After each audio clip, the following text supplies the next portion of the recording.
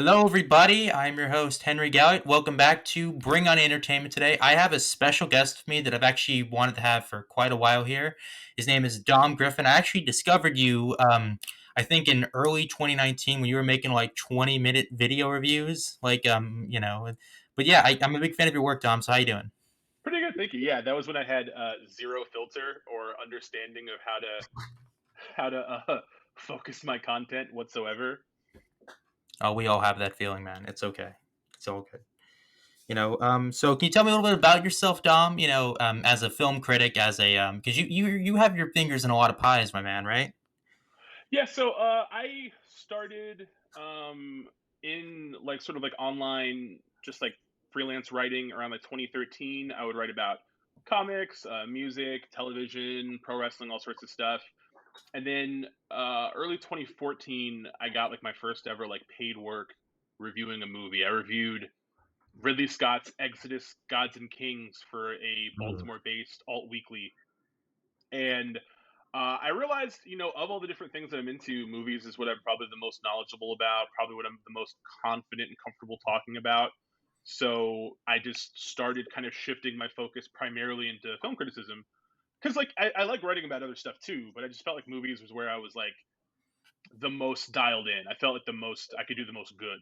And I've been doing movie reviews ever since. Maybe a couple of years after that, I joined a local critics guild, WAFCA, the Washington Area Film Critics Association, and sometime around 2017, 2018, I started thinking about pivoting to video, to doing like the YouTube channel, and I didn't. I spent like 2 years watching like tutorials on YouTube about YouTube and stuff like that, and just never bit the bullet. Never had like the balls to move forward with it. And then No, it's okay. 2019, I just said screw it. I started making videos, and a lot of my early stuff is like very, as you said, it's like 20, 30 minutes of just me yammering.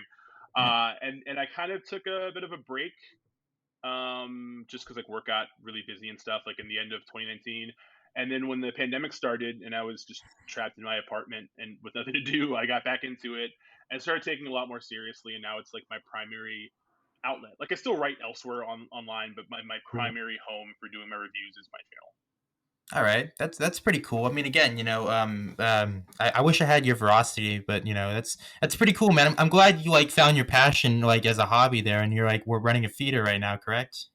Yeah. My day job is I'm a general manager of a movie theater. I've been working in All movie right, theaters for like since like 2009 in all right, various theaters, various capacities, and cool. like it is a little bit weird, I suppose, to like my day job is movies, and then like my side job is like I'm just constantly doing movie related No, things. it's cool. It's cool. I mean, it makes you interesting parties, though. I guess it's cool. Yeah, it's great to be in a social situation and people know you're the movie guy, and like Yeah, no matter what you want to talk about, like politics, sports, whatever, someone's just going to corner you and be like, "Oh yeah, what'd you think about this?" Like, yeah. do you want to Totally. do you want to do this right now? Do you really right now want to talk about this movie? And I they do. I totally get that. I totally understand that. I'll tell you a little bit about myself because I mean, there's only like 12 people that watch this podcast, but hey, I get to make it whenever I want here. So as for me, I've been into film like I'm actually like 21 years old. I just turned 21, so I've been like a big film fan since like I was like 12 years old, and I kind of got into like all the superhero stuff, and that kind of grew into like indie stuff along with the superhero stuff, and I've kind of just been building up in as a film person forever. And like once I got out of high school, I kind of had a bit of an identity crisis where I was just like, oh fuck, I'm a loser. And then I kind of went for this kind of transformational phase, and I kind of found a career that isn't movies, SEO work that I do part time. I make pretty good money off it back in 2020, and I do film work. I produce films myself. I also make podcasts. I'm actually producing two podcasts and making four short films right now, and I'm doing Nice. Okay. Cool. so I'm pretty I try to keep myself a little bit well rounded as well.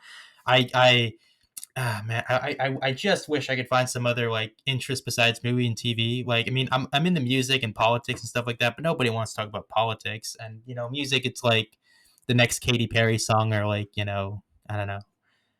I think as you get older, I think this is something that's going to be really cool for you is that you're going to Yeah. be not that you're ashamed now, but you're going to look at your own hobbies and interests as less of an albatross. You're not going to think about it as much as like when I was younger, I always thought like, oh, all I care about is like movies and like comics and all this like stuff that isn't real. Da da da da. Like I wish I was into something different, but it's like that's what I like, you know, and like it's what a lot of people like. And some days I wish I knew as much about like I don't know, like geography or astrology or something that I do about movies, but I don't. You know, this is just what I. This is what speaks to me. This is what excites me, and there's just no reason to like dwell on Wait, you like said the. Armageddon's not real geography, bro? Are you saying that right now? You broke my heart, man. But Gee.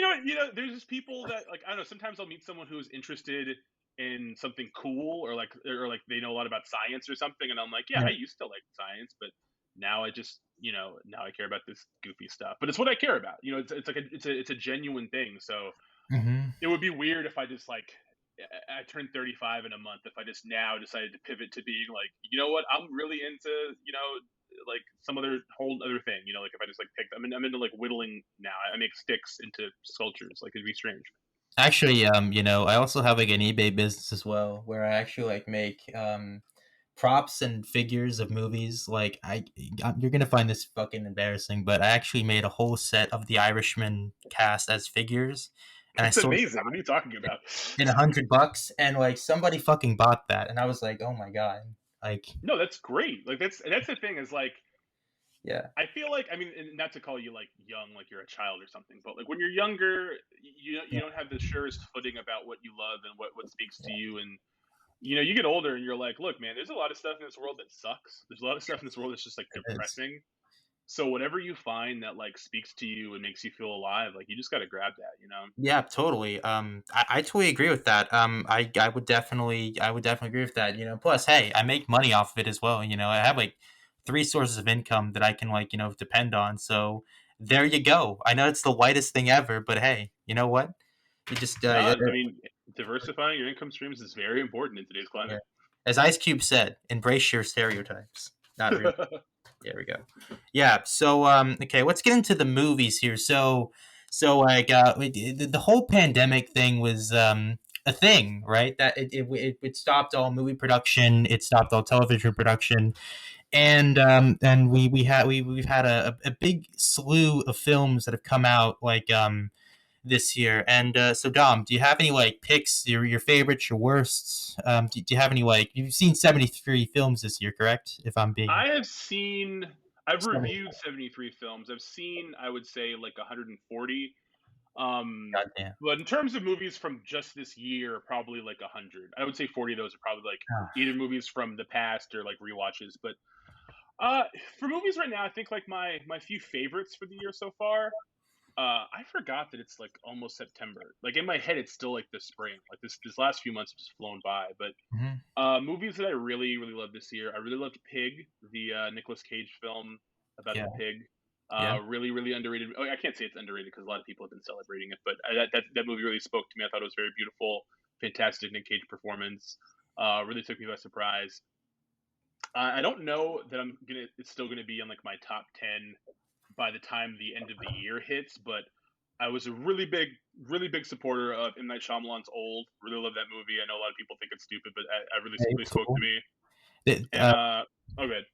okay, yeah, no, dude, it's totally fine. Again, there's some movies in here that you're probably gonna cringe at as well, but hey, that's cool. It's cool. I feel like one of the things and we're gonna get into this later, but I feel like a lot of the things of film Twitter that I fucking despise of is like this whole like persecution of like you have to explain what you like for some reason there, and you don't have to have an explanation to it. It could be it isn't rocket science. If you like Well, yeah. something, I you like mean, if you like something, you got something that I've been trying to explore on my channel a lot is like yeah, honesty in the sense of like sometimes I think that people get so caught up in discourse and online discussions of movies that it's hard for them to maintain their true feelings about a movie.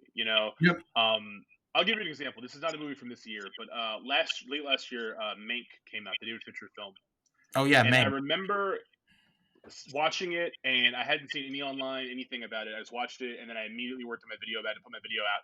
By the time I had like published my video, my entire timeline was just people like excitedly dogging on the movie. And I'm not saying that all of these people were performing negativity for engagement. Not all of them, some of them, but it was very prevalent.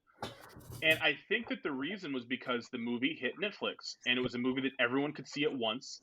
And several people who had not previously had any interest in talking about the film or watching it would just fire it up and then immediately start live tweeting it in what I would consider to be not good faith, just so they could get their takes off. Like, and I think that that happens in the movie sometimes. Like, if the tide is already starting to turn in a movie and people are giving it negative reviews, the people in that second wave of reactions feel more comfortable just shitting on something because it's like safe to.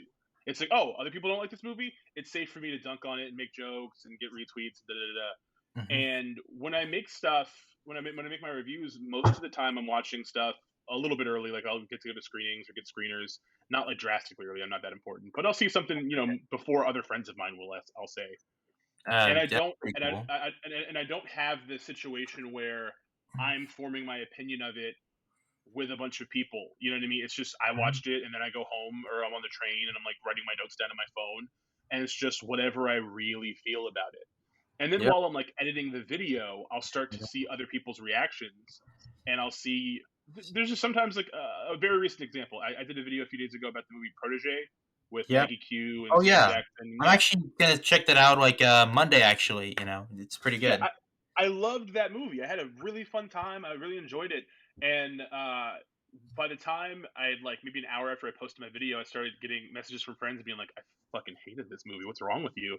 And I Yeah. was like, "That's cool. I'm sorry you hated it, but I liked it." And I think it's important to like trust your instincts. Like, if you watch something and it makes you feel good, then you liked it. You don't. If you have difficulty articulating why, maybe, or other people have more complaints about it, you can't invalidate the experience that you had watching it because that's what matters. You can't just like. I see people being like, "I like this movie, but I have to apologize for liking it." Like, why? You liked it. Something about it spoke to you. Something about it connected to you. So you just have to own that. Hmm. Yeah. But anyway, sorry, I got very off topic. No, Other dude, that's movies, pretty cool. other movies that I like this year. I would probably. It's weird to call it a 2021 movie, but I would definitely put the Snyder Cut, Zack Snyder's Justice League, on there as being a movie I really enjoyed. All That right. was a movie that was pretty big for me. Really good experience. Um, but this has been a year where so far there's not that many movies. Oh, and then The Green Knight. The Green Knight I really enjoyed. All right. But Cool. other than those movies, I can't even say there were films that I even like disliked that much. I have just seen so many movies that were just there, that were just like, well, that happened, and I'm never gonna think about this ever again. They're just disposable, Yeah. and it's kind of sad, You Like, know. I mean, not to say that like I almost prefer movies that suck. Like, I almost Oh, prefer it's movies, cool. I understand that. where it's like, hey, man, I don't like this, but I can tell that everyone involved was really trying to do something. Maybe they failed, but I'd rather watch someone stumble in their pursuit of greatness Hmm. than to watch someone like walk onto base, just not trying anything, not wanting to rock the boat, just doing whatever it takes to get, like to be as inoffensive as possible. Hmm. Yeah. That I could totally understand that, and actually, I kind of have like I actually have like a list here of called I call it the middle of the road movies. These are like movies I don't really have an opinion on. They're just they're there, and they're just there. That's Hmm. pretty much it there. So I'm gonna go through. If you want me to go through like some of my list, if Yeah, I you want to want. hear them definitely. All right, so I'm gonna go through my favorite movies of 2021 so far. So at number 10, it's Coda from Apple TV Plus. This movie to me was so just sweet to me. It was like very sweet to me, especially the sign language sequences and the daughter and the uncle kind of like getting to each other there. Have you seen Coda? Yeah, yeah, it was very sweet. Yeah. It's a really fun, sweet movie. That's we don't get a lot of those these days, and I feel like it's a perfect thing to go on streaming there. And by the way, can I just say Apple TV Plus is like in my top like three favorite uh streaming services. It's Mubi, Apple TV Plus, and Hulu. Those are the three, and it's like right below Mubi. It's a great movie. I really appreciated it. And number two, I mean, number 12 is Quiet Place Part Two. I really dug Quiet Place 2 a lot. I feel like it gets clunky with the world building, but I still thought it was very solid. It's a great sequel overall. I really thought it was pretty fun. And yeah, I'm pretty excited for that spinoff film the Mud guy's doing, I believe. You know, Yeah, yeah. I think it's yeah, I think it's Jeffrey. What the fuck is his name? the Mud guy, The Mud guy. Yeah. the Mud guy. Yeah. Okay. And at number 11, Annette. It's the one with Adam Driver. I know you have some opinions on this one, but this one to me was so fascinatingly strange about like especially like the opening song. Can we start? That was just ooh, it was just a way to hook me in. I mean, I wouldn't consider myself like a big musical guy, but a lot of the movies that were musicals this year fucking rocked, in my opinion. Like, I mean, you're gonna see very soon there. It was just it was really nice. It was kind of fun, and I do think you said something in your review that I kind of agreed with, which was how how like Adam Driver's comedian figure is portrayed in the movie. I think it's very it speaks to like how we view white guys, as like these geniuses and stuff like that. And I really like the movie and I dug at that part. It's slow in some parts, but I think it moves at a pretty brisk pace overall. I mean, there are some clunky elements in there, but it's pretty solid. Yeah, I was yeah, and that's not a movie that I like hated as much as I just wasn't feeling. And I've that video like had like a bit of a resurgence for me this weekend because it hit Amazon Prime, so I got like a secondary wave of comments, and most of the people who commented have like really dug it, and I just have to acknowledge like, and I'm glad you liked it. Just it didn't do it for me, and I feel like if I watched it again, I'd have different opinions. Just haven't had time to recently. Mm-hmm. Yeah. Okay. At number 10, The Green Knight. At first, I didn't like it at first, but then as I thought about it more and I saw it a second time, I really fucking appreciated the hell out of it even more than I did the first time. And it was just, it's so visceral and it's so weird and it's so not like your average fantasy movie. Like everything has to be like Game of Thrones, everything has to be Lord of the Rings and shit like that. It was pretty cool. I really liked it there. So yeah, I know it's probably one of your favorite films of the year so far, and that's pretty cool. Yeah, I really liked it quite a lot. There was a little bit in the middle of that movie where I was kind of like, okay, this is all right, and then like they really brought it together in the end for me. Yeah. Okay. And at number 9, you're gonna find okay. Here's some of the cringe here. Jungle Cruise. I dug the hell out of this movie, and you know what? The funny thing is that this movie gave me a lot of hope for another movie coming out next year. Do you know Black Adam, right? The guy that's the Yeah, director yeah. of that guy. JCS is directing that too. I quite like Jungle Cruise. I thought it was fun. Mhm. I've liked all of that director's movies basically. All the movies he did with Liam Neeson are really good. And we got Er, Nonstop. That was pretty cool too. yeah, Nonstop is good. The Shallows is really good. So Yeah. I was actually glad to see him get this movie and get to see him kind of doing something a little bit brighter in tone. I thought it was pretty good. I had like gripes with like just The Rock in it. I was a little bit bored by the way The Rock Mhm. presented himself and stuff, but overall, I thought it was a really fun time. Oh yeah, no, it was pretty solid there. It was a pretty fun time there. Okay, at number 8, Nobody. Nobody to me was a blast from start to finish there. I think it did pretty well at the box office. Stars Bob Odenkirk, and it's weird that nobody talks about it. And here's something you're gonna like find kind of cringe. I don't like the John Wick movies as much as everybody else. But this to me was something I really dug into because it's Bob Odenkirk. He's more charismatic than like Keanu Reeves. I'm sorry, Keanu Reeves is a cuddly teddy bear. I know he's loved by so many people, especially Patrick Williams in a creepy way. I kind of I love Keanu. I think that they're just very different. I actually really like Nobody a lot. I prefer the John Wick movies, but I thought that Nobody was really entertaining. yeah And I mean, I'm gonna watch Bob Odenkirk in anything. If Bob's in it, I'm gonna watch it. Just I've been a Bob Odenkirk fan since like Mr. Show. yeah I'll watch that. I'll follow the man anywhere. yeah. That was actually yeah, and actually I actually didn't know who Bob Odenkirk was until this movie. I'm sorry, I'm 21 years old. All right, give me a No, fucking no break. judgment. No judgment.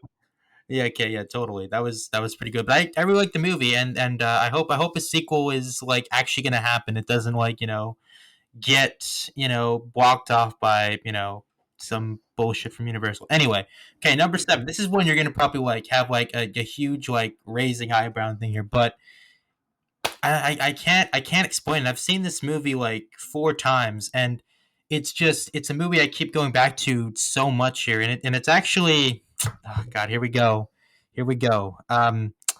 The Russo brothers fucking Cherry. I don't know. Like it's more of a Yeah. personal thing to me because I kind of went through that shit with like um.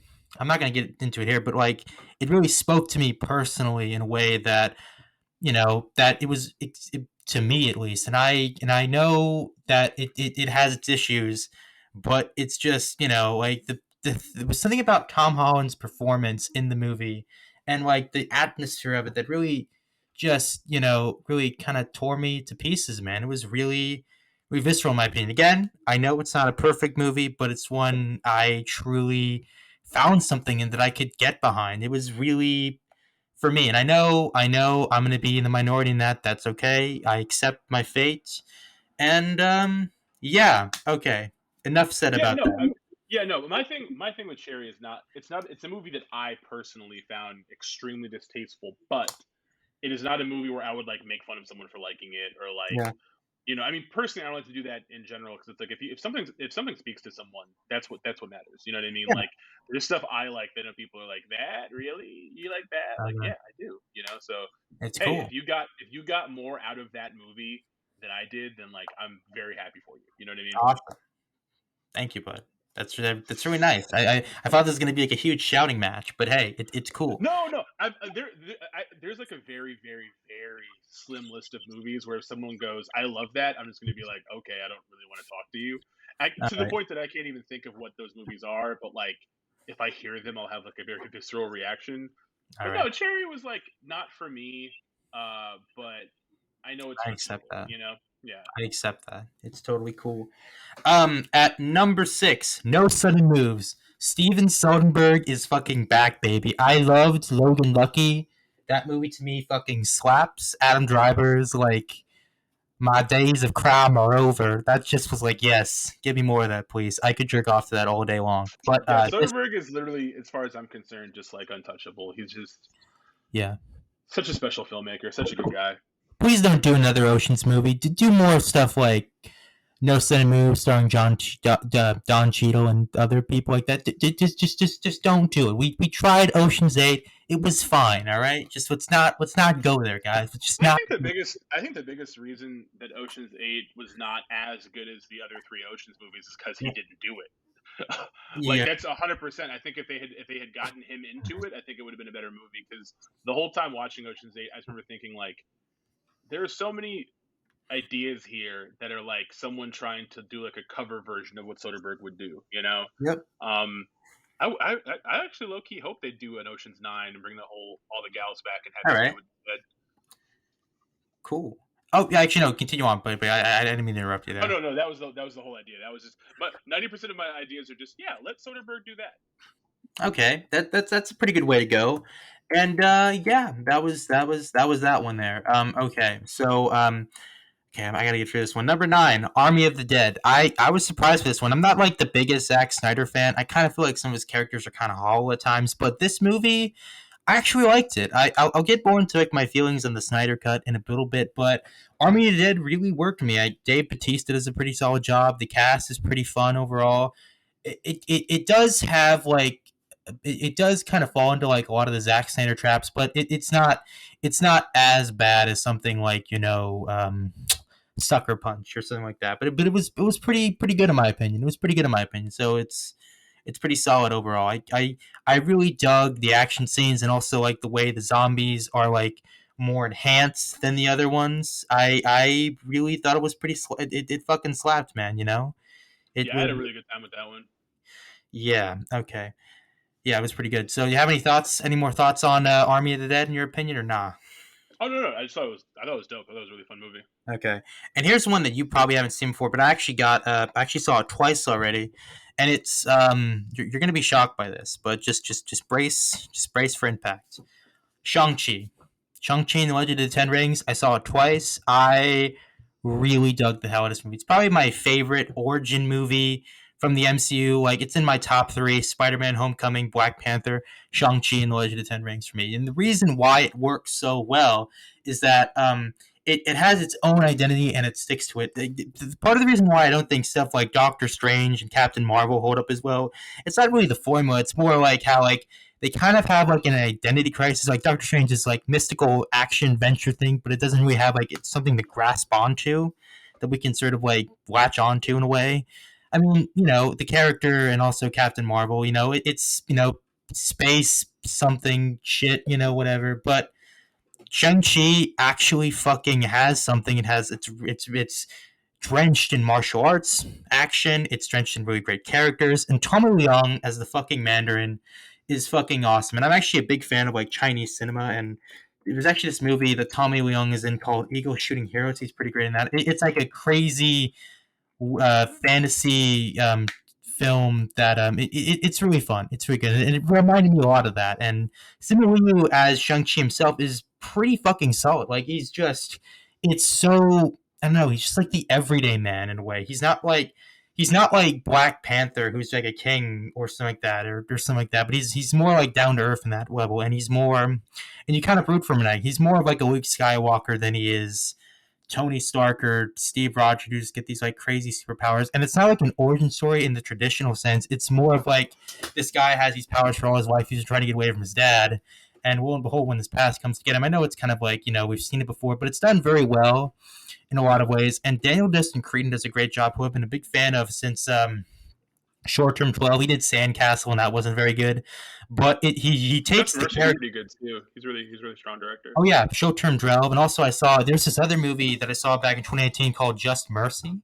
Yeah, that one. Yeah, with Michael B. Jordan. Very Yeah, good. it was really good too. And he takes the character drama from those films and meshes it in with like the action, and it's really I really liked it. I thought it was pretty solid. I know you're getting kind of tired of the MCU, and I completely understand. But I'll get more into my thoughts on Phase 4 as a whole once I get more into that. But yeah, I really fucking dug it. It was pretty solid. So yeah, I know you probably seen it already or haven't. I don't I know. did. Yeah, I'm actually recording my review of it after we do this. I have a lot of thoughts about it, and I don't want to That's cool. like just like unload them all here. I will say that I did mostly like it. I went in with what I would consider to be extremely low expectations, but I mostly dug the movie. There was a lot to like, and 90% of that for me was Leon. I love him in like so many other movies, and it was really cool to see him in this, and he just stole the whole show for me. But yeah. My biggest fear of the MCU right now is that like all of the interesting stuff like the Eternals and Shang-Chi will bomb, and like the stuff that I'm just like, oh, that's the one that makes all the money, like the Black Widow and the Spider-Man. And I'm like, oh no, we're gonna get just is it gonna become like Star Wars, where it's just become like empty fan service, and it's back to the fans. It's for the fans, and I'm just like, fuck that. No, thank you. And I'll get more into like the other stuff that I thought about those later. But yeah, anyway, okay, back to the top three. Number three, The Suicide Squad. I fucking adore it. This is probably my favorite comic movie of the year personally because it's such a great James Gunn film, and it's not as good as to me as Volume 2 in my opinion, but it's just below that. It's way better than Volume 1 because Volume 1 is sort of like James kind of trying to get into the big blockbuster scene altogether, but I really dug the characters here. I dug the atmosphere. I dug the villain even though he doesn't really have any fucking personality at all. But it was pretty solid. I really liked the movie. I know you're not the biggest James Gunn guy, and that's cool. I understand. He's got a lot of Oh yeah, content. I'm not like crazy about him, but I'm also not like anti him. I thought the Suicide Squad was fun. I had a good time. I don't know. Yeah. I've been thinking about the movie more recently to the point where I don't know if I were to watch it again, if I would still like it as much as I did. Did you like Uh, the rain though? I'm sorry, what? I do not mind the rain sometimes. The song, the main song that was promoting throughout the goddamn trailers. Like, I just that was like the one weakness for me was the soundtrack. That was probably the weakest thing to me out of all, which is strange because it's a James Gunn movie. I feel like his best Well, soundtrack is still I Volume think 2, in my that opinion. I think that the thing about James Gunn is that like the two Guardian soundtracks are really good, and it's just because he picked a bunch of really good songs all from the same specific era. The idea of like this is what Quill would have listened to as a child, and like it works very well, right? Mhm. The Suicide Squad kind of shows that if you don't have him specifically curating music from a specific era and time, that he Mhm. just picks random songs and they're all like not. There's not a cohesion to them. They're just like there. There was a point in the Suicide Squad when like you're meeting Bloodshot for the first time, or not Bloodshot. What Mhm. the fuck is his name? Bloodsport, Sport. Deadshot, whatever. Same, This is just the same blood character. sport. He got my back. I Yeah, advise I'm getting killed by him. His guns kill you. but Okay. like Bloodsport, when he shows up, they just start playing a song by the Decemberists. Oh. I remember thinking like, Oh. this is like the stupidest fucking decision you could make for like from a soundtrack perspective. And I just think that the soundtracks for the Guardians movies are spectacular, but no other James Gunn movies have good soundtracks. It's just those two movies, and as a result, people started putting him in the same conversation as like Quentin Tarantino or something, and it was like, no, he's not. Music selection is not his strong suit. He just lucked up with those two movies. There you go. I totally understand that, but the movie as a whole, I still really dug, and I feel like after like Justice League, I feel like that kind of saved them because they started making like stuff like Aquaman and Shazam, which I don't think Aquaman holds up like as much as like Shazam or like Birds of Prey do. I mean, I actually really like honestly, I feel like DC makes better villain movies than they do superhero movies because I feel like the superhero stuff is pretty fucking similar to like something like fucking Ant-Man or Doctor Strange than it is to like it's not as crazy as like Man of Steel, which I don't really like that movie, but I respect it a little bit more. But it's I feel like their villain stuff is better than their like hero stuff, and I'm just as much as I'm looking forward to the Batman, I'm kind of like, do you really need another Batman movie? I'm honestly way more excited for Peacemaker than I am fucking another Superman reboot or or I don't know like Wonder Woman 3. That's just my opinion, but what do I know? I'm just some dipshit from Washington, right? you know. Well, no, I mean, everyone has their own opinions when it comes to superhero stuff, and like me personally, they can make like fucking 10 Batman movies a year, and I'll watch all of them. I don't care. I There know you go. that people look at it as being like, oh, we already got so many Batman movies. I'm like, yeah, let's make 40 fucking more. I don't care. I love All right. Batman, We but all I know know that everybody. It's cool. other people like. I think that the culture is shifting into this place where like Marvel can come out with like whatever. Like if Marvel was just like, here is $100 million Squirrel Girl movie directed by someone we found on TikTok, people would give that a chance. And if DC was rebooting Superman, one of the most important superheroes in like the history of superhero, like the first superhero, people would just be like, "Oh, more of this shit." It's like, Yeah, well, that's yeah, it's Superman. Like he's a huge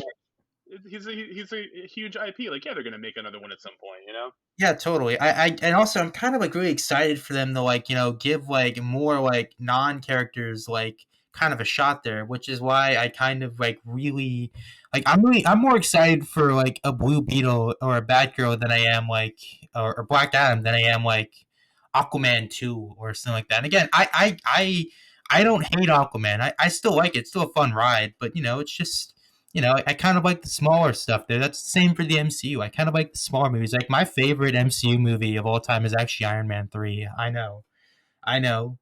We get a lot of Yeah, stares. no. Iron Man 3 is really good, and Shane Yeah, Black is like a king. and below that is Far From Home. Like that one, I'm like, mwah. And I'm just kind of worried that that No Way Home is gonna break my heart. Just oh no, it's gonna be all fan service. Get me out of I here. don't know. We're allegedly supposed to be getting a trailer in a couple of days, so I guess we'll find Ugh, out. I'm just so worried about me, and again, I just worry that fucking movie is gonna be the one that like makes all of the money, and it's just like stuff like the Suicide Squad, the Eternals, Shang Chi, like all those ones, are just gonna like the stuff I'm looking forward to. Just gonna like nope, we're just gonna do more. We're just gonna do more the Batman, Superman, Avengers, and we're just gonna kind of leave all the other smaller stuff aside. I'm just kind of Well, I think what it comes down to is like two things. Is like we're not out of the pandemic yet. all right. Like box office stuff is going to be weird for several more months. We're not going to be back to like normal for like a bit, you know. So like if Shang-Chi doesn't do spectacular at the box office, I don't think that like Marvel's just going to be like, all right, well, no more side characters. I think they're just going to like my assumption anyway is that they are going to grade everything on some kind of a curve, but they're going to know, you know, this might have gone differently if we weren't still coming out of the pandemic. You know what I mean? Like Eternals. I mean, I don't know. Eternals has like an incredibly uh like low chance of being successful regardless, like even if it was for the pandemic, just because it's like, look, I turned 35 in a month. I've been reading comics since I was 4.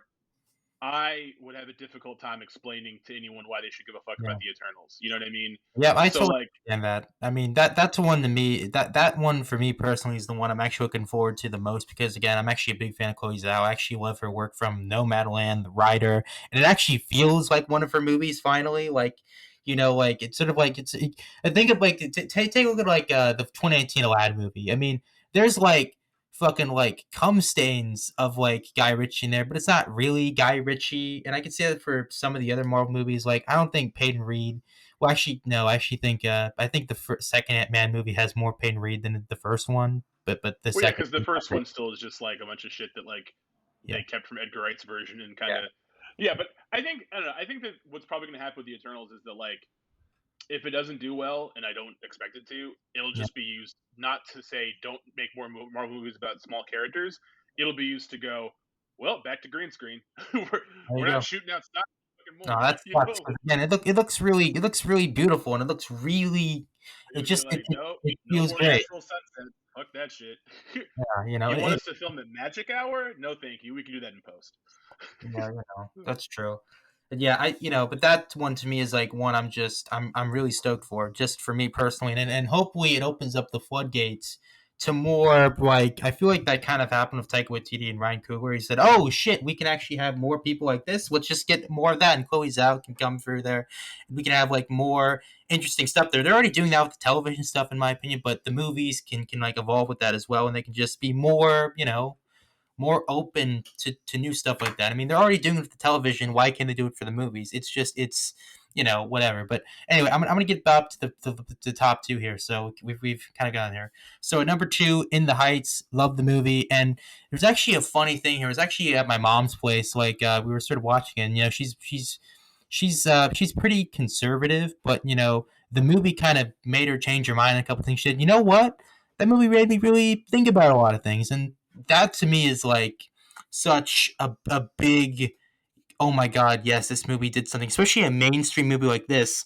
And it sucks that it didn't do really good at the box office because it was on fucking HBO Max. But I really adore the movie. It's still a fun time. I know. I'm not sure what your opinions of the movie are. So, do you have Oh, any? I enjoyed it. I saw it. I reviewed it for Looper. I thought it was pretty fun. I didn't. I'm not at all a big like Lin Manuel Miranda guy, or even a big musical guy, but I thought it was a good time. I thought it was pretty entertaining. Yeah, and John M. Chu to me has really reinvented himself with stuff like Crazy Rich Asians and this. I'm pretty excited to see what he does for Wicked. I'm pretty excited for that. My mom's a pretty big musical person, so Oh, I forgot he was doing that. yeah, it's gonna be good. Hopefully that stuff there's and number one. Here it is. You guys ready for it? It's Free Guy. This to me is like oh man, it's just it's so fucking just it's such a fun movie to watch over and over again. I'm actually gonna go see it a second time maybe this week because it's so fun. Ryan Reynolds is actually like good in the movie. He's not like from like the Hitman's Wife's Bodyguard, which sucked.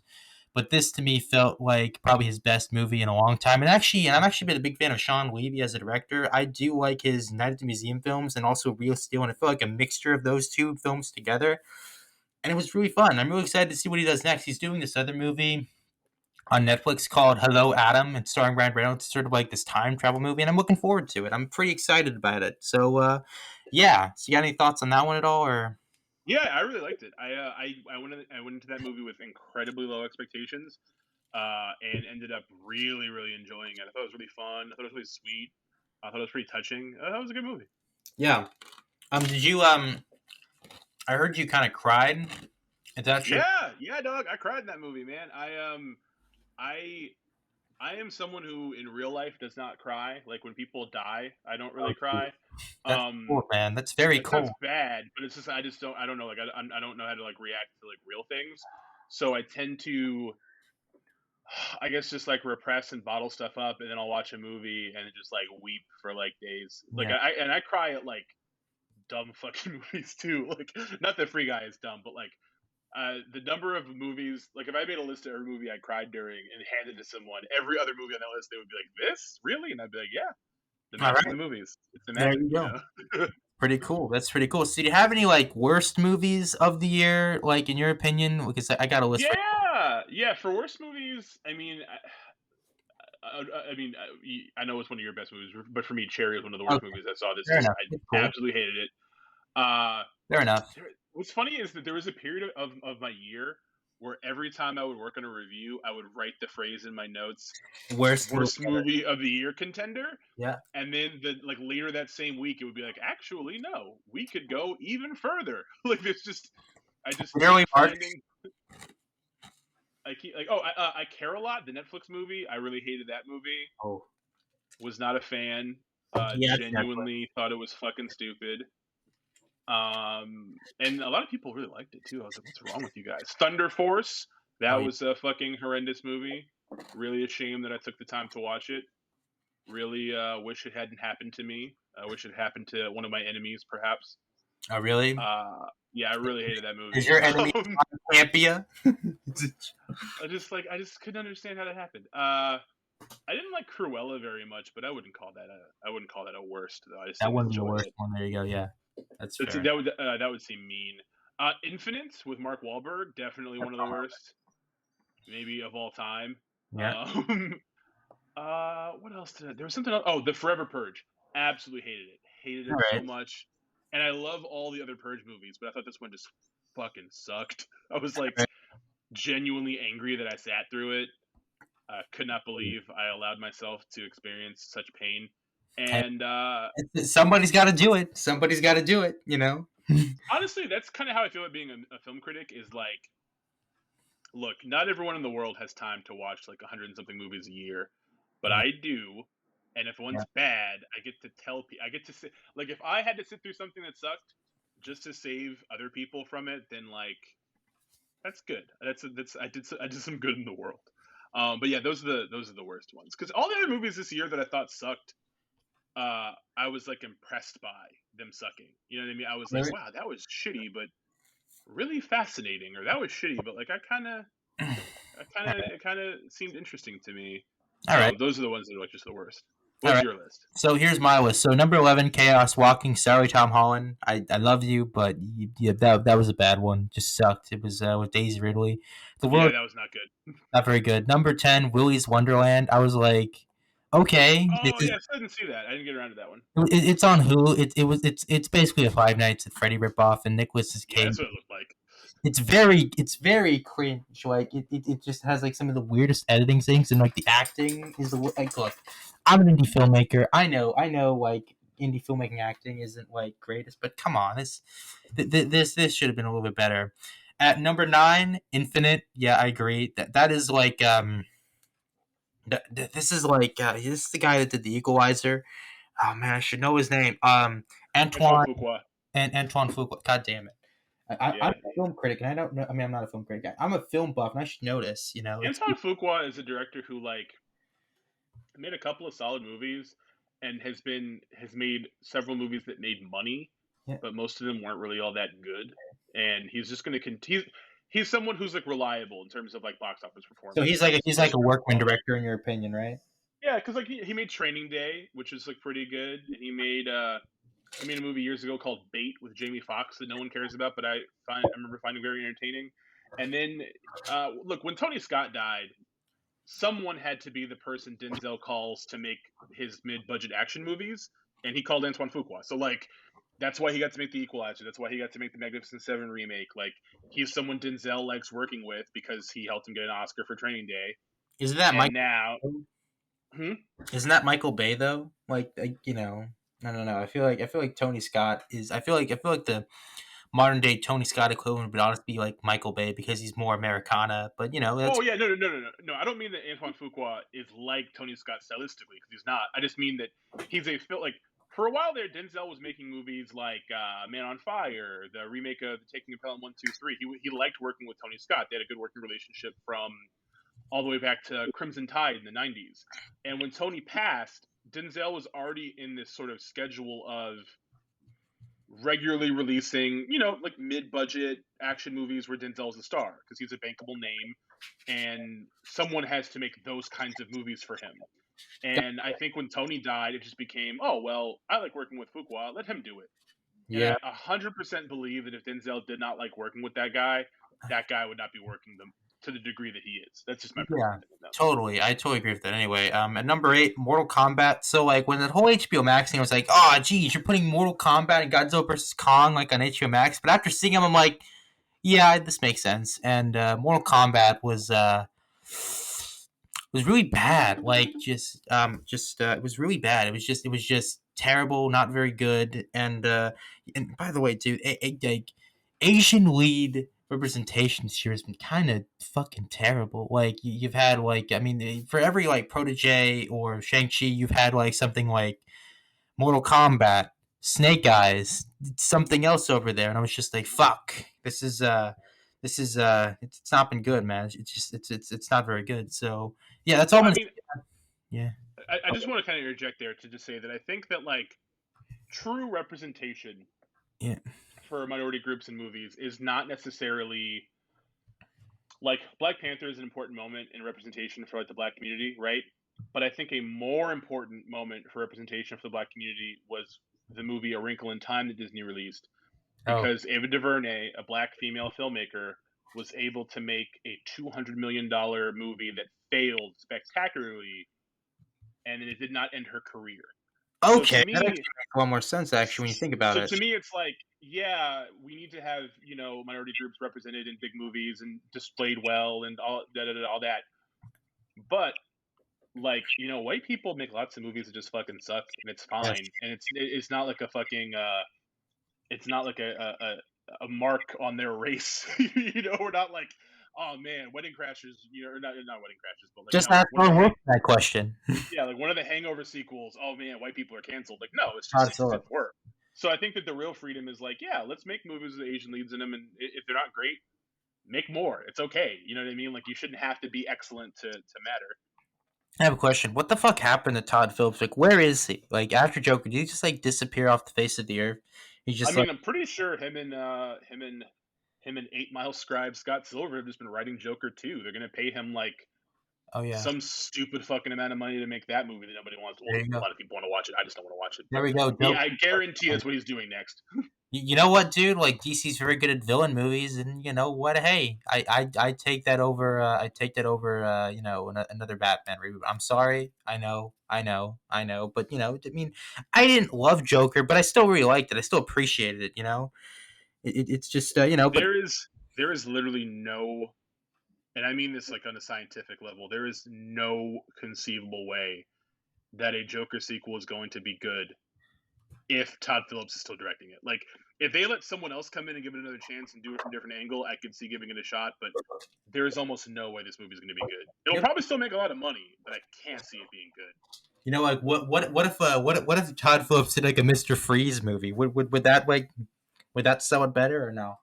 I honestly just think that, like, I mean, and I'm sorry to get off topic, but like, the things about Joker that work are that Joaquin Phoenix is a spectacular actor. Is that the I can't remember his name, but the cinematographer for the movie has a pretty good eye, and the woman that Going did in the as score, your favorite incel. yeah, and the woman that did the score makes beautiful music. Oh yeah. That's it. The Do script of that movie is not good. The direction is not good. Like, it has a really strong lead performance. It looks pretty and it sounds good. all right. And Cool. those are its strengths. And like, if you take Todd Phillips out of that equation and fill him in with anyone who's even like slightly more talented, you would get a better movie. But that's not All going right. to happen. Fair enough. I got you there. So anyway, we're gonna continue on here. So at number 7, America the Motion Picture, a Netflix film. This actually was produced by fucking Phil Lord and Chris Miller. And dude, this movie is so fucking cringe. I couldn't even Is like. this the thing with all the George Washingtons or whatever? I didn't see it, but like, It's it's like terrible. animated. It's so fucking terrible. Like I just cringed the for 30 minutes. Said I can't do this anymore. I have too many. I have too much to live for. Right. I gotta respect myself a little bit. So I turned it off. It was just so terrible. Don't check it out in theaters, or actually, don't even check it out on streaming. Oh, it's not even in theaters. It's on streaming. Don't Don't give Netflix any more ideas, please. All right, we already have like we already have to suffer through like Kissing Booth 3. We don't need another one. Please don't do that. Anyway, and yeah, that's pretty much all I have to say for that one. Okay, at number 6, I'm pretty sure you have some thoughts on this one, which is Space Jam 2. You know, I got nothing wrong with studios cashing in their IPs. There's nothing wrong with that. Hey, like they have them. If you want to do a nice little nod like Free Guy, sure. But dear God, do you have to make an entire movie on that? Like why does that have to be Space Jam? It's just like I don't know. It was kind of weird to me. It's becoming clear that Warner Brothers just desperately wants to be Disney for adults. But the thing is, I don't know. It's just kind of like a weird sell to me, and I don't know. It was kind of Yeah, odd. it's not. I personally had a good time and enjoyed it, but it has so many things wrong with it. But my take on that movie was that I didn't think it was very good, but I thought that people were being a little meaner to it than was necessary. Yeah, Um, Particularly in relation to like the original Space Jam, like which is also which not is a great movie. not a great movie. Yeah. Yeah, it was kind of crazy, but yeah, it's I don't know. It was something. It was something. It did. I'll give it that. It was something I watched and turned off. So there we go. At number 5, Boss Level. Just thought it was kind of bland. It was from the guy who he starred Joe in. Carnahan. Yeah, Joe Yeah, yeah. Carnahan. I It was just a fun movie. okay. Yeah, I feel like it wasn't like as cool as I thought it was, but that was just my opinion. And number 4, Women in the Window, bland cast, bland Oh yeah, that direction. sucked. I forgot to list that. That movie sucked. Okay, yeah. And also, speaking of Denzel Washington, The Little Things, talk about little impact. It was not very good. Thunder Force, blah, blah, blah, Melissa McCarthy, husband directing, equals disaster. And number 1, Hitman's Wife Bodyguard. That oh, out of all the Ryan Reynolds sequels, you had to make a sequel to that? Really? That one? But yeah, it was not very good. So yeah, and I have like a middle of the road stuff here, but I kind of want to get to television here. But I'll just list them off right here. So number 1, mainstream. Number 2, F9. Number 3, Godzilla versus Kong. Gunpowder Milkshake is number 4. Black Widow, it was fine. Zack Snyder's Justice League. Zack Snyder's Justice League, fine. It was cool. Whatever. The first half was a little bit of a drag, but the second half really picks up, and it's probably my favorite of the DC of Zack Snyder's DC films. I thought Batman v Superman was kind of just all over the place, especially the theatrical version. But Man of Steel, I kind of appreciate. I'm not like the biggest Zack Snyder fan, but I appreciate it for what it is. It is what it is. It's there. Let's just move on. Zack Snyder, he's at Netflix. He can make his crazy he's gonna make a porno at some point. I'm just waiting for that. Giant orgy where Henry Cavill and somebody else is gonna have a giant orgy. It's coming at some point. This quote's probably gonna come out of context. So hey, let's try to mute that out of the podcast. But anyway, back to the podcast. All right, number 7, Old. I am fascinated by this movie in a way because like the acting isn't very good, but the concept itself and the way it's executed is so bizarre. And I'm like, oh, that's something. And and plus I took my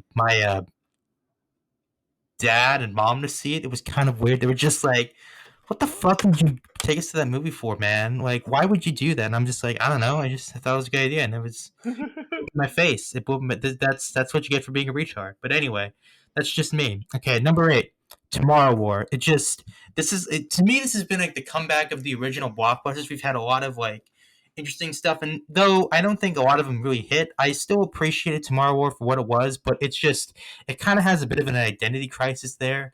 It wants to be this charming, sweet movie, but it also wants to be this gritty action film and stuff like that. It was just a little bit all over the place. Number 9, Wrath of Man. It was something. It wasn't as good as The Gentleman, but again, The Gentleman's kind of racist, and you feel kind of uncomfortable watching it a couple times. Like, oh, why did you do that?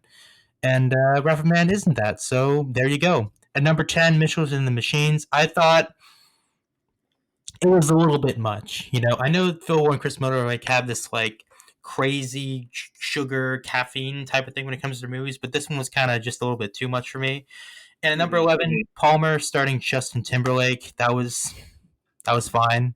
It was kind of weird seeing Justin Timberlake being a southern western drama when he looks like somebody just came out of LA. He's like a sword from like a bunch of like hillbillies. I just couldn't buy it, in my opinion. But the movie's still fine overall. It's well directed. And number 12 is Without Remorse. That movie is probably Michael B. Jordan's weakest film to date. That's just my opinion on that matter. But yeah, okay. And we'll see how many thoughts on that list, or is that whatever. No, I think a lot of those movies I have similar feelings about. Yeah. Okay. And again, I'm sorry, I'm trying to get through stuff here. So, did you see any good shows this year as well? In your opinion, you got a list of shows you thought were pretty solid. No, not. I mean, not personally, just because I don't watch anywhere near as much television. There's been a couple of shows that I've reviewed like a few episodes of for my channel, just because like I happen to get screeners for the episodes early, and I thought it would make good content. But I'm not a big TV guy. Like for me, when I watch TV, I watch it to not think. Like, you know what I mean? Like last year, I got really into The Mandalorian, not because I thought it was Yeah. great, but because it was just like a thing to watch every week that was like Yeah. I fun, and I didn't have to like analyze it. Yeah, I actually really did dug the first season of The Mandalorian. The second season, I was just like, oh god, like you just know that like that dipshit of all the like the I'm not naming names here, but a guy in a baseball cap and looks kind of like short is probably digging the hell out of this and thinks it's a win for like some stupid culture war. But anyway, um, I got two short lists here. I'll kind of go through them like there if you don't mind. If you don't want if you want me to like skip this, I can totally skip it if you want me to. No, no, Yeah. go ahead. Okay, so I got my favorite shows of 2021 here. So at number 12, Made for Love. It was on HBO Max. It starred Kristen Milioti, who also did this other movie I really loved last year called Palm Springs, starring Love Palm and Springs. Really like that that's such movie. a great movie. And he's actually the director that's actually doing another film starring, I think, the short guy from Game of Thrones. I should know his name. His name is he's got a beard. He was in X Men Days Future Past. Peter something. It's kind of like a Step Brothers drama type of thing, but I'm excited for it. But this show really worked for me. It actually kind of digs into like tech bro stuff. Tech bros kind of like getting into like stuff there. It's about this like chip in their head and stuff type thing. It was kind of crazy. It was really fun. I really liked it. It was scary when it needed to be, and it was fun when it needed to be. It actually had a nice balance there, and it didn't like suffer from like an identity crisis, in my opinion, and it really Hmm. worked very well. And for number 11, All Mankind, starring Joe Kitterman, was really great. It's a great show. It's a show that you can just relax, sit down, have a good time with. It's really good, and it's also like pretty. And also, the history stuff is very good. It's a what if scenario on if the Russians beat us to the moon. I really liked it. I got into the second season a little bit more than the first one, but the first one does take a little bit of time to sort of like get into this stuff there, and it really worked very well. Okay, and number 10 here, you know you're gonna cringe at this, but it's FX's Dave. I'm a huge fan of FX. I know I love Always Sunny in Philadelphia. I love Archer, and this movie. I mean, this show is very much a part of that group. There, it stars Little Dicky, and who's also known as Dave. It's a great show. It's about the rap thing. It's basically like the white version of Atlanta, and I really do like Atlanta. So this is kind of Yeah, down I've my heard that a alley. lot. I haven't actually seen it, but I've heard really good things. It's really good. Okay, and here we go. At number 9, Sweet Tooth. I fucking adore this show. It's one of the rare Netflix movie shows that I'm just like, oh yes, this is really good, and it's so sweet, and it really hits home because it's about a pandemic, and it's about these forest creatures, kind of like just kind of trying to find their way. These forest kids trying to find their way in the world, and it's really great. I really liked it, and it was pretty solid, pretty good overall. And number 8, it's a Marvel show, but I'll sort of put that another one there, and they'll be together there. And at number 6, Ted Lasso. Really like that one. It's a great show. It's fun. Apple TV Plus knocking out of the park their shows. Really great. And I feel kind of bad for Jason Sudeikis. This is not regardless there, but I feel kind of bad that like his wife like got for Harry Styles. So this movie kind of hits home on that. Like it's just wow, damn. It's just talk about airing your dirty laundry on the show, but it was really good. I love the show. It's a very sweet show. It's very fun. I like it a lot. It's a show that you can have like a lot of great pots on it, and it's great. And okay, number five, Superman and Lois. To me, this is a great show overall.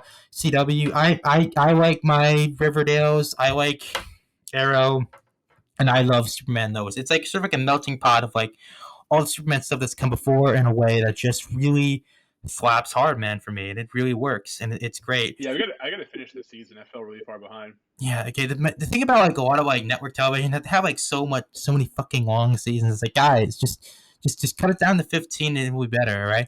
And here's another one I think you probably like here. It's called Resident Alien. It stars Alan Tudyk, great. yeah, too. Yeah, it's such a fun little show there. It's very nice. It's very comedic, and it has a great commentary on the immigration crisis. It's very solid there. And yeah, it was pretty good. At number three, WandaVision. Love the show. I'll get into my thoughts on the shows overall in a bit here. But number two, Mayor of Easttown. Again, I'm always a sucker for a great HBO drama, and this show really fucking delivers on that. And I really like the show. It's pretty solid. And yeah, Kate Winslet does a great job. And the mystery is actually like something you kind of want to get into. You dig into the characters, and it's very character based in the mysteries, and you don't see it coming. It's a great show. And number one, it's they're tied here, Invincible and Loki. So yeah, it's I would say superhero show. I think this is the year that superhero shows really took over the movies because I feel like they put a lot more effort into the shows than they have the movies, and I feel like the best people doing superhero stuff is like shockingly Amazon because Jeff Bezos is basically Lex Luthor at this point. Yeah, He's like a giant like metal like fucking robot behind like his like a billionaire mansion. He's just waiting to just blast off into space. But yeah, I loved Invincible. It was a great show. I really dug the hell of it. More so than the boys. Boys have to be in like a sort of like right mood to do it because if you're like having a fucking good day, eh? You probably shouldn't watch The Boys. And I feel like season two kind of gets more vulgar, and I kind of worry about that because like, oh, you took the wrong lessons from the season one. It wasn't like the gore and shit that made the first season so good, but it was more like the character stuff with the gore and the vulgarness that really sold the show, and the commentary of that as well, and that really kind of worked there.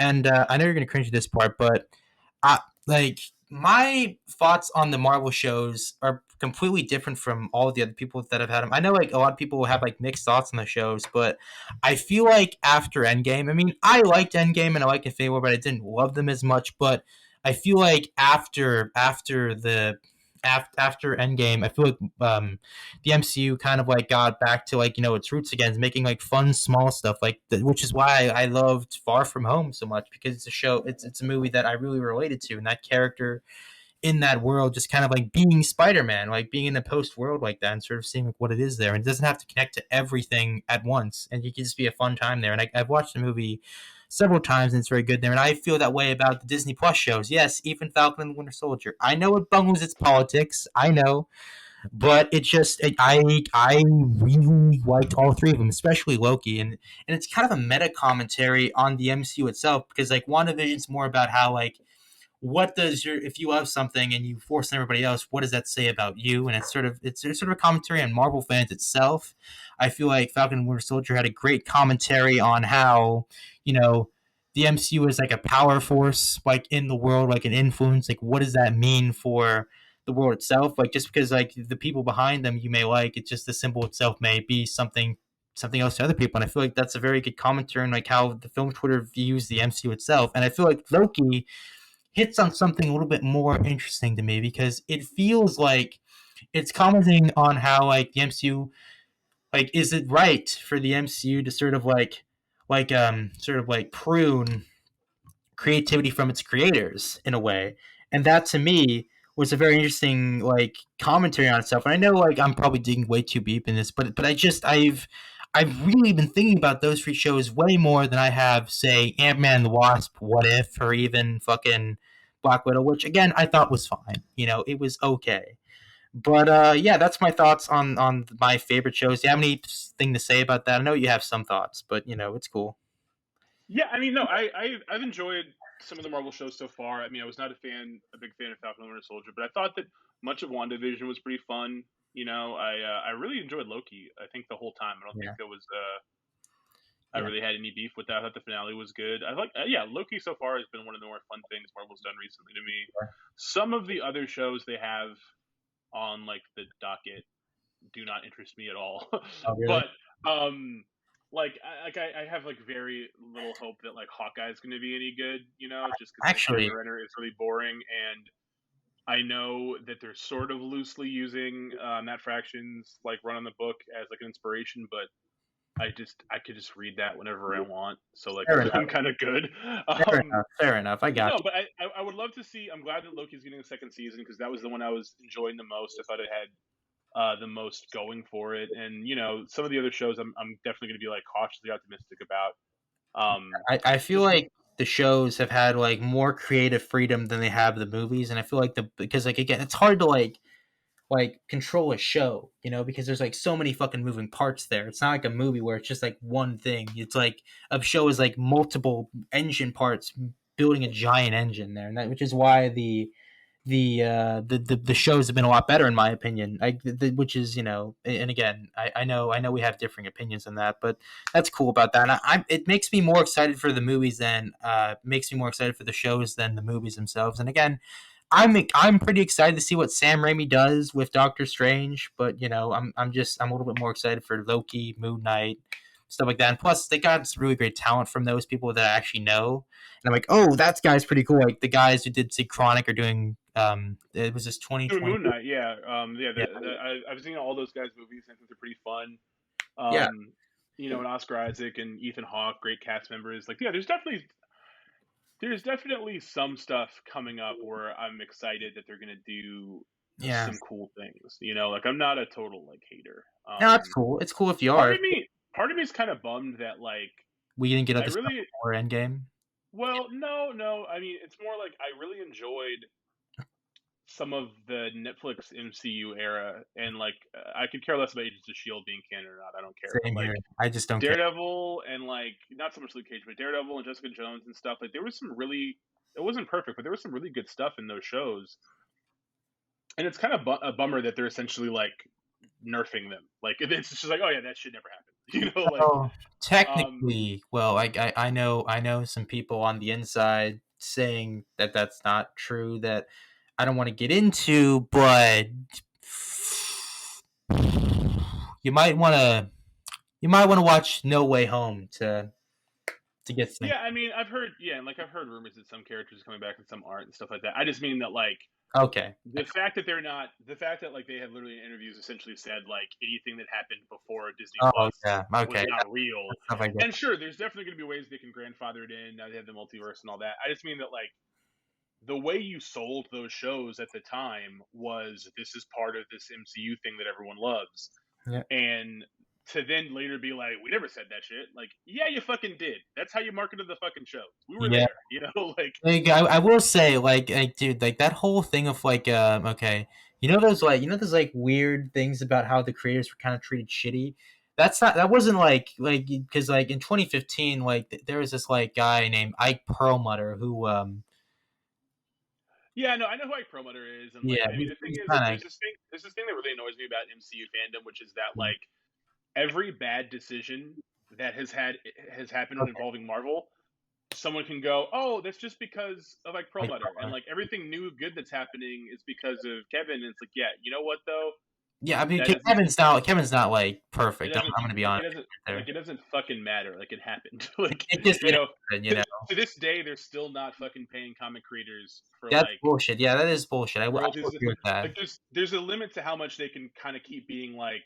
Yeah, I got an argument with someone about like them patting themselves in the back for Captain Marvel and like, oh, like the first female fronted superhero movie. It's like, well, you could have done this with Black Widow years ago. And it's like, oh, Ike Perlmutter wouldn't let us. Like, okay, that's great, but like Yeah. you don't. I'm not giving you a fucking pass. Like, I'm Totally agree sorry, with you but on like, that. I totally agree with that. I do it's think that's still kind of legit. weird that we didn't like that. It seems even more egregious now with the whole like Scarlett Johansson like Yeah. lawsuit and stuff, where it's That, like, a lot of that is due to like Bob Chapek also, who is a real piece of like he sucks. Like the guy just is terrible. Like he clearly he's clearly a guy that cares more about the amusement park stuff than like the yeah, but I stuff mean, that but kind of all worry of that about. still boils down to like this is. Yeah, I think that fandom has a yeah. tendency That's to the kind of pretend stuff. I could totally that agree. there's people who are in charge that they like and who want to do good things, and there's these other evil people on the other side who are Totally agree stopping it. with It's you. like, no, they all work together. It's all one thing. It's all a monolith. Like, you don't have Yeah, to pretend that like, yeah. I don't know.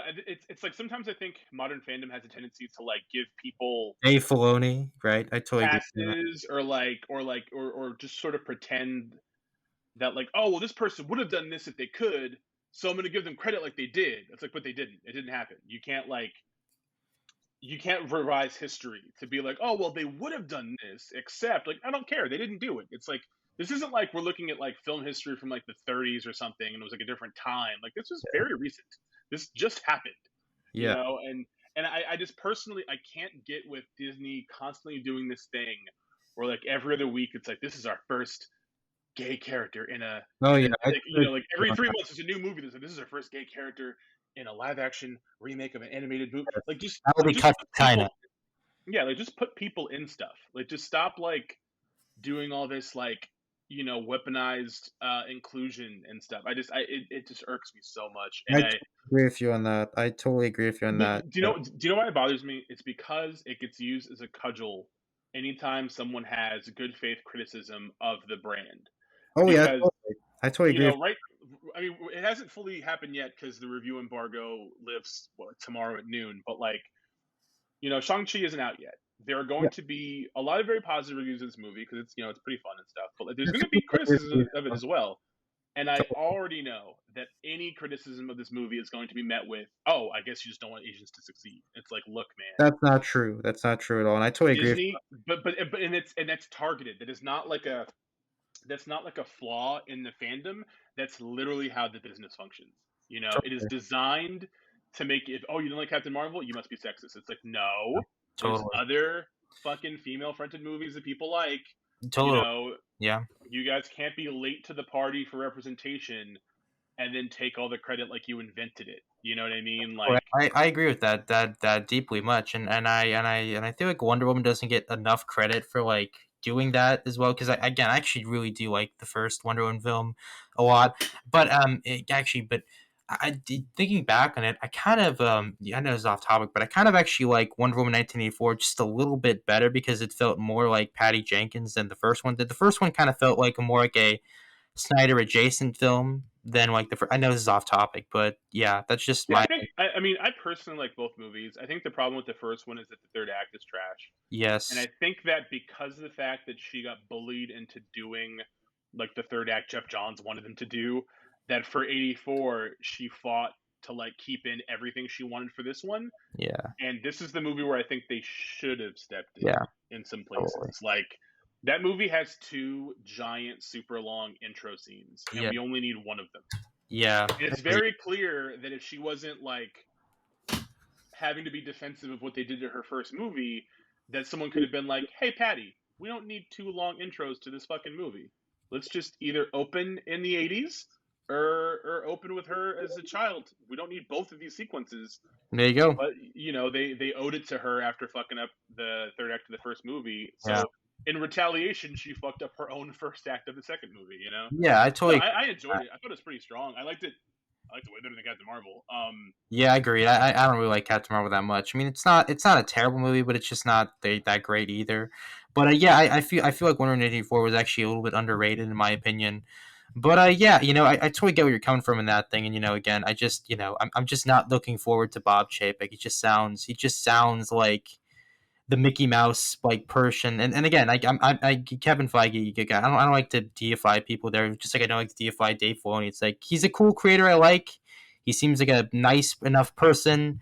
I just wish that he didn't get so much credit for stuff there. And I feel like that's the thing that like a lot of like MCU talk is there. They don't give enough credit to people like James Gunn, Ryan Coogler, or Taika Waititi in any sense there because it just kind of makes it's all Kevin Feige, but no, it's like the people behind him as well. Like Nate Moore is somebody that I really appreciate in Marvel. He actually produced, he actually made Winter Soldier, and he also did, he also made Eternals happen. Like those, like to me, I feel like Nate Moore feel like people should be a lot more people stuff like Nate Moore or like Victoria Lawrence because those are the people that get a lot of the stuff you like made. Like he made Black Panther, he made Civil War, he made fucking the Winter Soldier. Like he's done a lot of great films that you've never heard of, and there's stuff you like there. And I just wish it wasn't just all just about Kevin Feige. It could just be more about other people behind the people there. And I wish Yeah, I'd be fine with Feige getting as many plaudits and like as much positive reaction as he gets for things if people were also comfortable putting him on the hook for stifling the brand and sticking to this repetitive house style and not taking as many chances. It's like you're going to give someone props for certain things. If you're going to give them credit there, you have to also give them credit for what doesn't work, totally, man. and Yeah, I agree with that a lot. Say, hey, we have a pretty cool argument there, and that's pretty great there. So we could probably talk about like fandom in general there. So like, yeah. So how many like I'm guessing we've already started on that. So like, what is your like opinions of film culture like as a whole right now? Like is like with like film Twitter fandom itself? Because we were talking about that earlier before we kind of like started here. So you have any thoughts you want to like repeat on that front there, and then I'll just kind of like I mean, my thing I think at the moment is just that like yeah. so much of modern discourse is just cursed and awful, Yeah. and like being an online content creator, like I have to be online. I have to, I have to kind of be paying attention to what the narratives are and what the arguments are and what the discourse is, just so I have a better understanding of like where what I produce, how it'll be received, and where it'll be received. But like two core things that are happening a lot with fandom and just things in general right now that kill me Yes. is that there is this side of people who are very brand loyal to IP create, exploited by giant corporations to the point that they will throw themselves onto a sword to like, God forbid, some filmmaker says, you know what, superhero movies aren't for me. I'm not a fan of them. Yes, They I have hate to that be so like, much. oh well, fuck you, and like, what do you know about movies and stuff? And it's just like the whole James Gunn meltdown over the Martin Scorsese stuff and him implying that Martin Scorsese was only saying he thinks the Marvel movies are amusement parks because he wanted to get attention for The Irishman. It's like arguably one of the greatest living filmmakers on earth making like a giant swan song for a specific era of his career. Mhm. You really think that he needed to talk about Marvel to get people to pay attention to that? Like, it's you live in a fucking bubble. Then, like, I it's okay, I'm actually gonna challenge that because I don't think it was like Martin Scorsese's fault for that. I feel like it was this whole stupid bullshit clickbait media crap that we kind of like consume like a lot of the time. Because I feel like people like take certain quotes out of context. Like, look at this guy didn't like something I like. I'm gonna be there. But when you like well, really, yeah, yeah. Oh, for sure, that's a big part yeah, of it. But I mean, like, yeah, the thing that made me so mad about it is that like someone asked James Gunn about this, and like it was a dumb question to bring up to promote the Suicide Squad or whatever. it's But like, yeah, he is not like an idiot or a child, so like he knows how this entire machine works himself. And he was responding to this question as if Martin Scorsese was like keep it's like every 3 weeks or whatever, someone has a new article where they re-reference that same interview from years it's like ago why are we as if it just talking about happened, this? right? It's like guys, And like go, James Gunn is go. an adult enough to know that it's not new information, but he was still talking about it as if like I don't know why Martin Scorsese is obsessed with this. Like It's like he's who not. give a shit. Fucking It's like it's read. You variety. know better. But you know what? It comes from a place of fucking insecurity. It's like if you're a filmmaker and you're happy making these big budget fucking corporate superhero movies and you think that they're real movies and you think that the work you're doing is important, Great. then it shouldn't bother you if Martin Scorsese says they're not for him. You Yeah, shouldn't care. I totally agree You with. know what? Because like to me, I know this is like going to be like a silly thing, but like to me, the ultimate like Yeah. thing here in that entire debate was just when they asked Zack Snyder what he thought about it, and he was like, "It's Martin Scorsese. He can think whatever he wants. Like Yeah. he has a right." And he specifically said, kind of jokingly, "I don't think he was talking about my movies," which is like, but like even if Martin Scorsese was like, "Oh yeah, I saw fucking Batman vs Superman. I thought it sucked." Zack Snyder knew like I'm not going to take this personally. I'm not so insecure that I have to be angry at Martin Scorsese. I'm just going to promote my movie and move on with my life. The Yeah. fact that James Gunn had to try to imply that Martin Scorsese is like fucking, like desperate, like and insecure. Like, no, dude, you are. Come on, like. I, There's this thing too that happens with the fandom where it's like anytime people do want to gang up on Martin Scorsese for yeah. It's really he didn't come out and say like I fucking hope Kevin Feige dies or yeah. fucking It's weird. Endgame is stupid. He just said to me They're not. they're not cinema, like they're just like fucking, like amusement parks, whatever. You Yeah. have to understand too that it's like every time that happens, a bunch of people whose only understanding of movie culture Oh, I is the totally Marvel understand that. movies, Yeah, totally. they have to respond by being like, "Oh, well, because Disney drapes everything they do in this sort of performative sense of inclusion, Yeah. you have to. It's not just that Martin Scorsese doesn't like them. It's like, oh, look, it's another white guy who only wants to make movies about white gangsters and da da da da." Yeah. And like, it's like you Very guys, bad take. Martin Scorsese has told some of the most beautiful and like moving and important stories, Agreed. exploring like masculinity and exploring all sorts of different things about like capitalism and the world, Yeah. and to like pretend that a movie like Captain Marvel or something, with just Yeah. like a fucking ad for the Air Force, Yeah. is more meaningful because it's got a woman in it and it's co-directed by a woman for the first time in what 15 years these movies, 15 years. 10 Yeah. years these movies. It's just willful ignorance, and it's just these people. It's like this dovetails up to my other issue with fandom is so much of fandom now has become like I don't have to have actual opinions about real material conditions or real politics or anything like that. I just have to align myself with whatever movies are like correct. It's like Yeah. what movies I like is my politics. So like Marvel movies are diverse and they have one gay character played by the co-director of the movie, and that means they're good and I support them, so that makes me good. And anything that is against that is bad. And like and like it's like people comparing like the Avengers movies to like Wolf of Wall Street, Yeah. No, and that's it's like that's not a movie that is about what you think it's about. And just because you willfully misread what that film is about to support your movie that was designed to sell Funko Pops, that's a you problem. It's not a cinema problem, I agree And with you on that. it's just it bums me out because every time I've had to get into this kind of argument with someone about superhero movies, they talk to me as if I am someone that hates superheroes. And it's like, oh, well, like you don't like the new Marvel movies because you just sorry it's not like gangsters and blood and guts. And it's like, no. I love superheroes. And to be entirely honest, I probably loved them before you. It's not a gatekeeper thing. That's just a like Yeah. there's this new form of person who loves superheroes that loves them now that nerds have won their national culture war, and they love Marvel, but they don't care about comics. They love these characters, but they don't care about where they come from or the creators that made them that are fucking starving and not receiving royalties. And they're like sanctimonious about it. Like I cannot tell you how many times I've told someone I don't like this thing in a Marvel movie, and they'll stop to explain to me the comic they took it from that I have read and they have not read. All Or right. it's like, oh, it comes from this book. I'm like, no, I know what it comes from. I read it when it came out. It's like, no, but in the comics this happens. Like, you don't know that. You just looked at the Wikipedia article that says this is the story that happens in this thing. You know what I mean? And like, what happens is some of these people that are really into this stuff, they don't go back and read the comics or the new comics. They watch the movie, and then when there's superhero movie news hype websites talking about what's going to happen in the next movie, they go and they look up the relevant articles. They read the clickbait explainers of like, oh, Namor is in Black Panther 2. Here's everything you need to know about Namor. And then they read those and they talk to you like they're an expert on like Namor. And it's like, have you ever read a comic that Namor's in? Like, no, I read an explainer. I read the fandom.wiki article. And it's like, I don't want to have arguments with those people because like Right.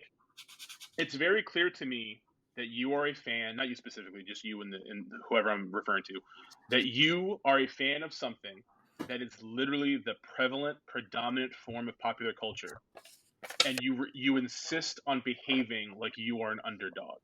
All right. Like It's like when people liked comics and superhero stuff when they were younger or whatever, and it was like a nerd culture thing. That also meant that like people typically made fun of you for liking it or didn't weren't interested in it. Like it was a weird interest to have.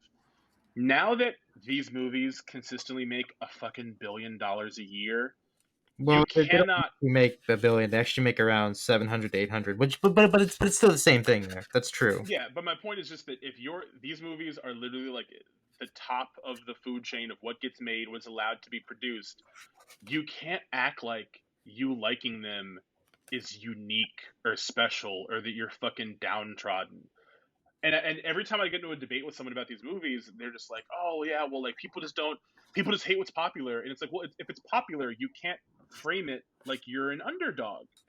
Yeah, It's like there you go. rooting for the fucking New York Yankees and being like, "Oh, we're oppressed." Like what the you know what I mean? Like it's I get what you mean. I totally understand it there. You know. there's something that comes out of these people who like, Uh, look, you like the most popular thing in the world right now. yeah, There's going to be people that don't like it, and and that's the cool. people that don't like it aren't not liking it for clout. They're not disliking it to seem cool or hipsters. Some people just don't fucking like it, and that's normal. That's That's okay. There's cool. nothing wrong with that. All right, that well, I don't know how I'm gonna follow that up, but yeah, that I totally understand where you're coming from. I mean, again, like I mean, I didn't really fall in love with the comic books at first, but you know, once I got into the movie stuff, I kind of used it to sort of get into more indie stuff. Like without For Ragnarok, I wouldn't have like been excited for stuff like Reservation Dogs or fucking Jojo Rabbit and stuff like that, or even fucking like without Ryan Coogler, I wouldn't have like checked out. Well, I actually did check out Fruit Based Station like back in 2015, so that's actually a bad example. But you know, I wouldn't be excited for like his other film coming to with Warner Brothers. I think it's called. I think it's based on like this test score stuff. There. I mean, again, you can use your love of like these popular things sort of expand your film horizons, and therefore you can kind of appreciate the other stuff they do with it as well. I just kind of wish, you know, because I hate this us versus them crap as well, and I just wish that we could do a better job at that than like fighting each other over. Because I feel like again, I'm gonna kind of like get a little shit here, but I feel like film Twitter does the worst possible job at like getting people into like other stuff as well, in my opinion. But I totally get where you're coming from in that because again, those people are fucking annoying. Like I'm gonna call out somebody, but I kind of hate Den of Nerds. Have you seen that channel? I have no idea what that is. Okay, he's the type of person you're talking about there. And again, you know, he's just somebody that only watches superhero films, and it's just like, dude, come on, just expand your horizons a little bit. It's fine, it's okay. And there's another part of the fandom that I'm not a big fan of, which is like I'm guessing you've seen this comment before here, but have you seen this? But do you ever get this comment that just has started all of this bullshit? And we don't talk about it enough, which is it woke? You know, something like that. Do you Yeah, like? well, there's a completely different thing that I think happens where Yeah, I mean, as much as I'm complaining about people who like weaponize social justice language yeah. to Oh, I make the totally agree with movie you. they It's like true. important, I equally do not like people whose entire criticism of a movie is like. Uh, I'll give you an example. When I first started my YouTube channel, I did a video about Captain Marvel, and I was sort of comparing it to Alita: Battle Angel at the time because those are two movies that were released similarly. They had very Weeaboo the different movie. responses, and the thing is that I was just talking about things I didn't like about Captain Marvel as a movie. I was not fundamentally angry that a movie starred a woman. I was not fundamentally That's angry fine. I that don't think like that at all. all those things, you know. And what I noticed is that all the people who were like really into my video were like they were commenting like maybe 2 minutes into the video being like, hell yeah, fuck these SJWs and all this stuff. And I was like, oh my god.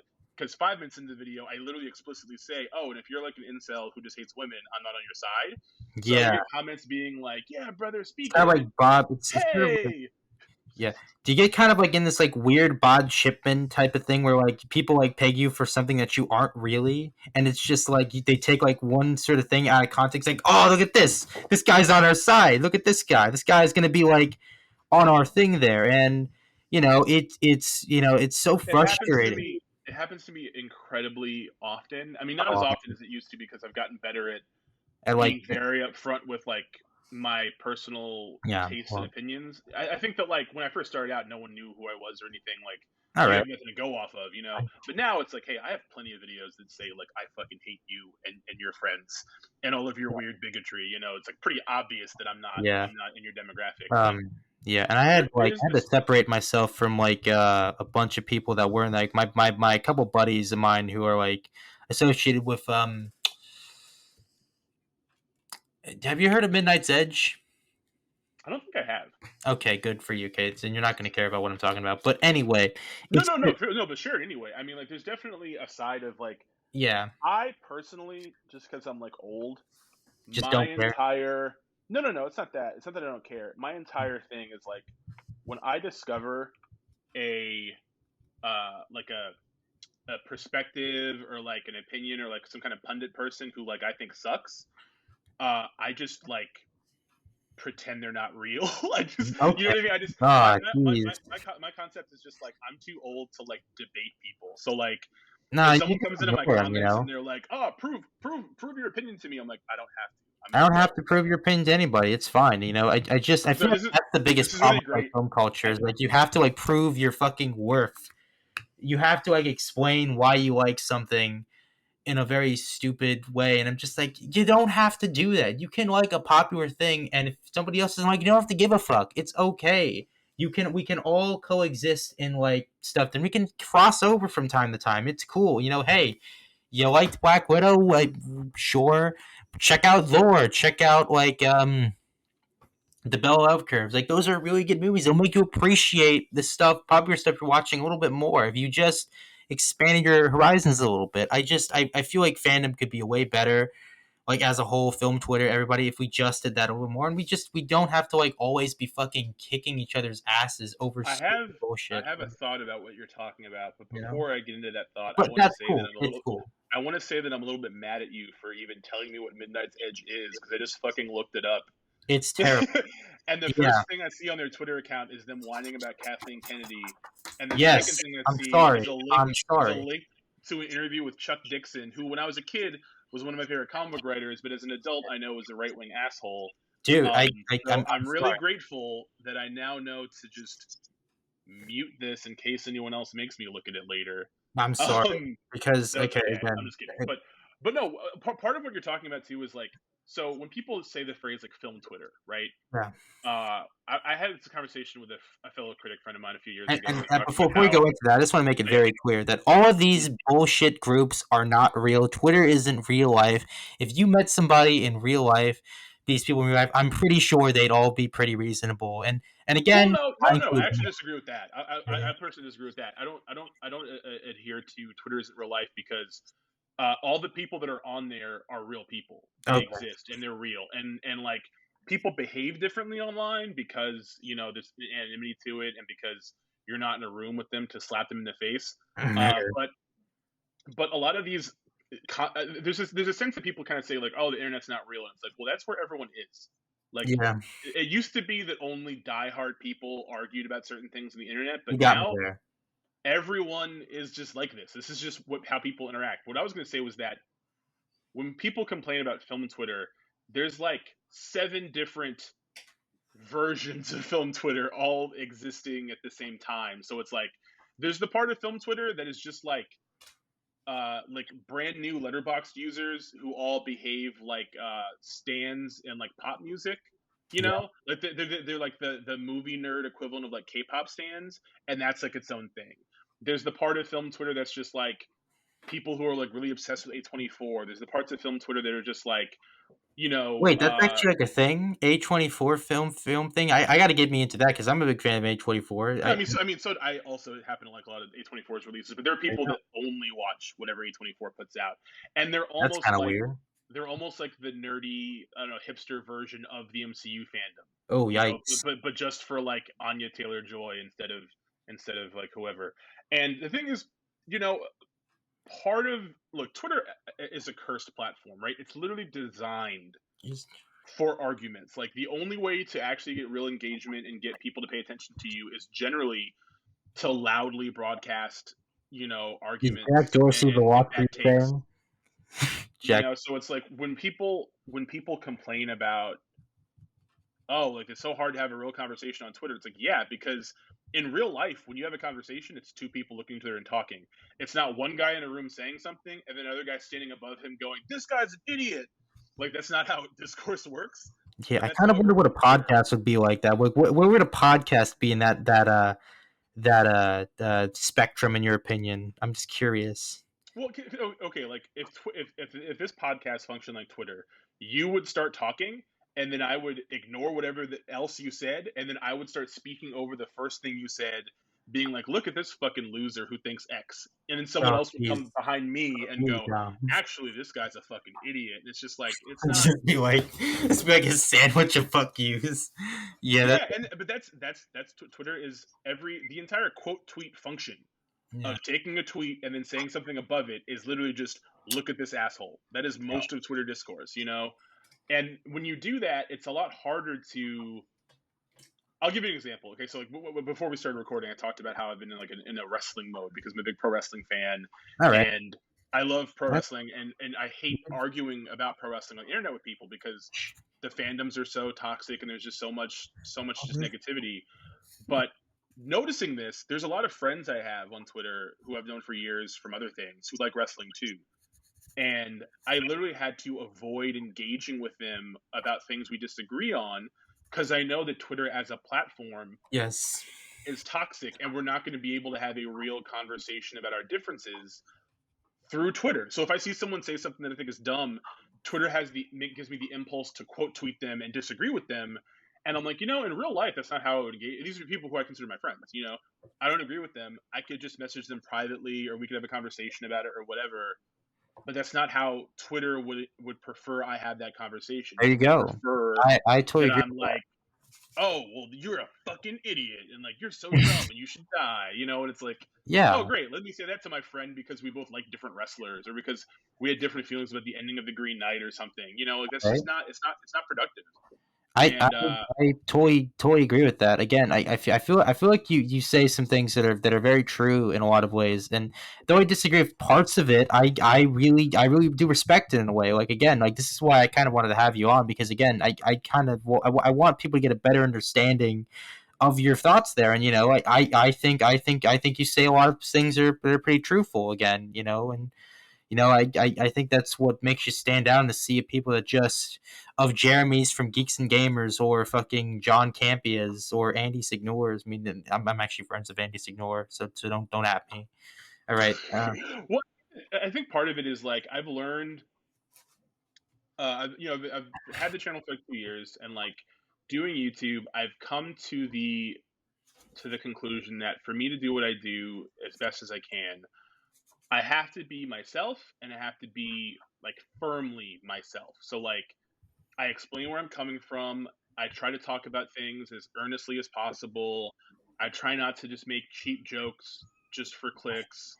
All I right. try to just be authentic. You know what I mean? Like to me, look, one of the better periods of my life was when I first started working in a movie theater, and almost everyone I worked with was a nerd, like a movie nerd. Like they were All all right. filmmakers themselves, and like every day, even though we were working, we would just talk about movies all day, all the time, and it made work not feel like work because you're just talking with like-minded, passionate people. And as I moved up and became like a manager and different stuff, and moved to different locations, I stopped having as many coworkers and staff that were passionate about film. It was more just people who needed a job, All right. which is fine. And I missed the kinds of conversations I used to have. I miss like you're at work and it's your friend's day off and they come in to see a movie and they walk out of the movie and you talk about what they just saw. Like the Sort of what feeling it of is, right? yeah, like the feeling of like when you leave a movie or you leave a screening and it's you and a few people and you're all sharing what your opinions were. I love that feeling. It's a really good feeling. And during the pandemic, obviously, if I was watching a movie, I was watching it at home on my TV or my laptop, and I wasn't around people. Mhm. So I miss the feeling of actually being able to like have that conversation and not online Twitter discourse, but like a real just sharing your earnest thoughts. And I tried to put that into the channel and people have responded to it, I think. So like I want when people see my stuff for them to kind of get the feeling of like we're old friends. When I write reviews for other outlets or websites and stuff, like I'm writing, it's like a whole thing. With my channel, I can be more conversational. I can just be honest. I can say, Right. this is what I felt. In a review that I'm writing for another site, it's not great to have like a bunch of first person. Oh, here's how I was feeling today. It's not like a fucking diary Comments, entry. like just like kind of like just like people you don't actually know. It's like, ah, this guy's opinion sucks. Yeah, well, when I write reviews for the site looper.com now, Oh right? yeah, And when I write for Looper, no one is reading a review of mine as mine. They're looking at it as that's Looper's just reviews. Looper's review because They don't. kind of you're kind of taken out of the equation because Yeah, nobody actually knows who you are like outside of the Looper group because you're just another person just writing something there for you. So like your views are technically Looper's reviews, and that's kind of a fascinating thing. It's sort of like what happened with IGN, right? If like yeah. There's the sense that I think people who don't really who either don't do criticism themselves or aren't super dialed into it, they don't understand that like at Looper currently we have like four critics. oh really? So you Can you know get me into that? Just kidding. Yeah, so like if you don't pay attention to the bylines, you just see here's what Looper thought of the Green Knight, and here's what Looper thought of like Boss Baby 2. It's not the same critic, you It's know. somebody completely it's different. It's it's not it's like it's, Crystal it's and Ebert, different right? people. Yeah, so like you're gonna have different opinions and stuff, which is fine. But like so as a result, when you write for other outlets, I'm a little bit less personal. I'm a little bit more. I don't want to say objective because you can't be objective in art criticism, but Okay. I'm a lot less detailed in terms of like relating my viewing experience to myself. All In a right. review for Looper, I'm a little bit You're more. This is more what the you're movie's more sort about. of like machine like. You're sort of like talking about this is what would people want this to be in a way. It's more digestible content, right? In a way, Yeah, it's a little bit more like it's informative. It's more informative than like. it's more impersonal. It's not like All right, look I I understand that. if I review. I'll give you an example. Okay, when I reviewed Annette for my YouTube channel. Right, Yep. I reviewed That it felt more for my personal than channel. your other one for like Space Jam on Looper, right? Not Space Jam, but just something else entirely, right? Yeah, like if I when I reviewed Annette for my YouTube channel, there's an entire middle section of that video where I explained that I was like high when I watched the second half of the movie because Oh, that is a real thing that happened and it affected the way I felt about the movie and it's my channel and I can talk about whatever the fuck I want, right? there you go. Well, I would not have put that in if I reviewed it for Looper. I also probably wouldn't have like gotten high. I would have just like been a little bit more quote unquote professional. Like, But my channel, I can just be earnest about my viewing experiences and how they made me feel and stuff like that. And some people don't like it. I've definitely got people responses being like, "You're not being objective enough. Like you're not being fair." And it's like, well, art isn't fair. There's not like a if people this can isn't a dislike science or like experiment. whatever, right? This isn't a math problem. You know what I mean? Like I can't get it wrong. I My kind of hate feelings the are my term feelings. formula, also because I feel like that's just like I don't know. I just don't think the word formula is like the best way to describe stuff like that. I mean, I feel like there's like similar patterns, but I feel like stuff like it's down to a science or formula, like, even though we just talked about that earlier. But I just feel like that's not like the best way to Well, talk about it. there's a sense that like people who do not make films and people who do not engage in criticism on a regular Like the basis, girl on trees, right? well, they think that like I've had videos before where like I really did not like a movie, and it's a movie that a lot of people did like, and the people that like it in the comments are like, "You're not being fair," or like, "You're wrong," and I'm like, "I'm not wrong. It's my Opinion. feelings." Like if I said the name of an actor incorrectly or I got facts about the That's film wrong. wrong, that's That's wrong. technically wrong. But if I think it's not funny and you're like, I thought it was funny, okay, good for Cool. you. You go Great. make your own fucking video. Like, There you go. uh, Or just come on somebody else's podcast, right? Come on their yeah. podcast. So there's this sense though that people think with critics that like if you don't like something that there's like an agenda, Yeah, that's really stupid too. It's like, and dude, it's like, like, dude, I don't give a shit. Well, for oh, me they're particularly, shilling, they're it's like, shilling for like the corporations, even though like people like sort of like what happened with like the real rejects, like when they like came out and they liked Shang-Chi, and it's like, oh, you're a Disney shill, but they're like, dude, like I didn't like Jungle Cruise or Black Widow, so like how am I a Disney shill for liking this movie? It's this just happens. This is really prevalent on YouTube and like the tech creator space, like people who make content about like tech products and stuff. yeah, Which is like if you're a tech reviewer and you yeah, review the new iPhone and you have something negative to say about it, a bunch of Apple fanboys will be in your comments going like, "Oh, I bet Samsung paid you to say this." yeah. But then But if you say people the same think, thing about a Samsung video, then they'll be like, "Oh, sorry, it's not an iPhone," like that type of thing. And what they don't understand is like, do you understand that like Disney doesn't pay people yeah, to like stuff? I mean, okay, they didn't pay me Disney. to like Shang-Chi.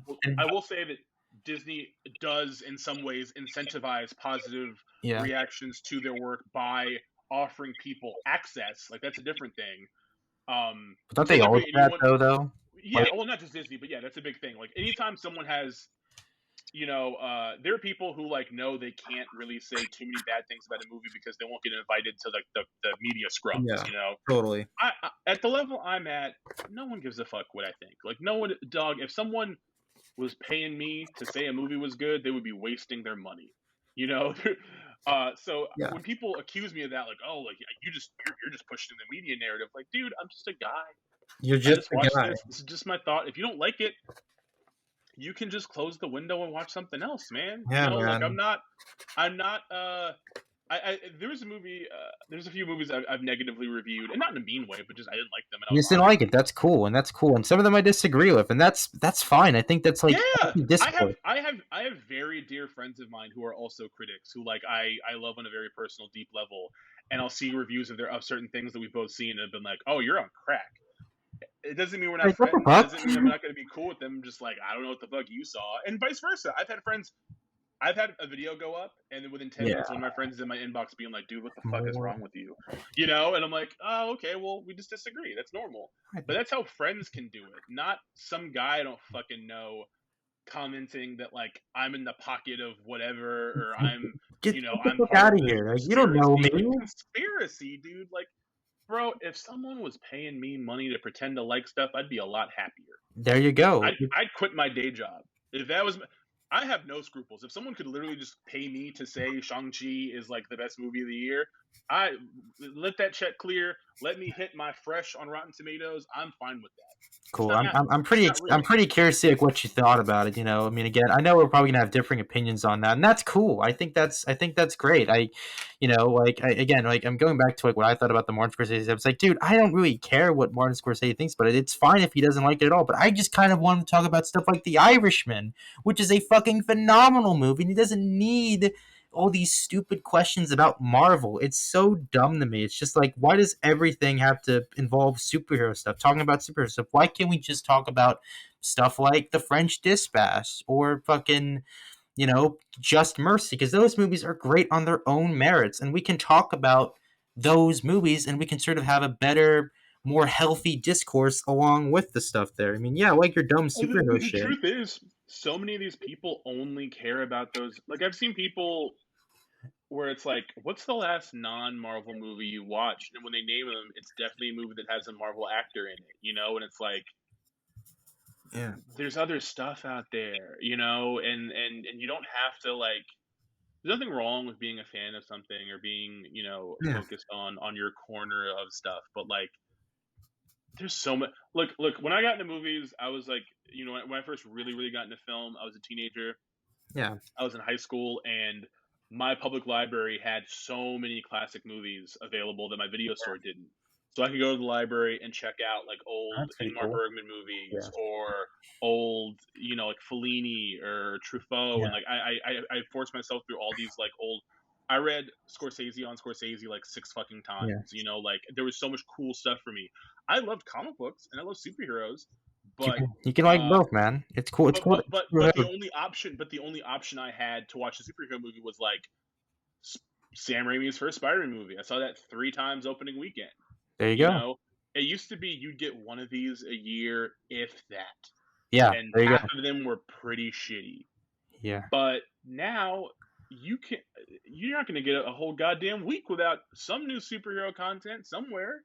Yeah. And I think there's nothing wrong with that. I mean, it's you could obviously the superhero genre is something you can do a superhero movie that's kind of like a crime movie, a superhero movie that's kind of like a western, a superhero movie that's kind of like a ghost story or whatever. Yeah. It's versatile, but it saddens me that more people are not interested in broadening their horizons. And I personally don't even consider myself someone who has a very diverse film palette. Like, there's tons of one of my friends, a film critic named Josh Brunsting, who's like a really, really talented guy, and he writes for Criterion Cast, and he's constantly reviewing really diverse films Oh, and like a actually, lot of wait. I smaller think I might have films. heard of that guy actually before. I think I might have Yeah, read a you couple of probably reviews. have. I mean, Josh is like fantastic. He watches like such a variety of stuff, Damn, and I try to do that myself as well. I for every like blockbuster movie I go, for every comic movie I go see, I try to see two other like indie stuff I wouldn't have gone to see and begin with. Like like, like I actually kind of started, like, I actually did see Zola this summer. I didn't really like it that much, but it wasn't like too bad enough. I also saw Stillwater and Green on the same weekend, right before I saw Free Guy or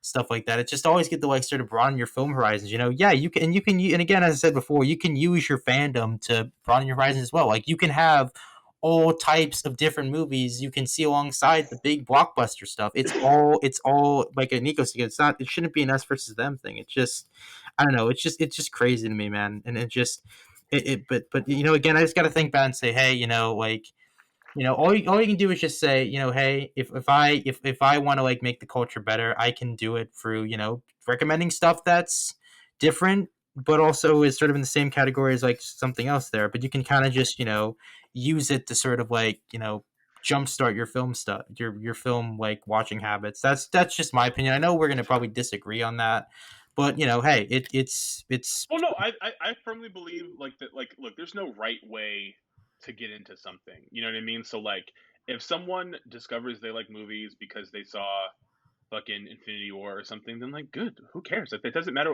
That part doesn't matter. I just think that it worries me when people don't want at all to like go beyond that.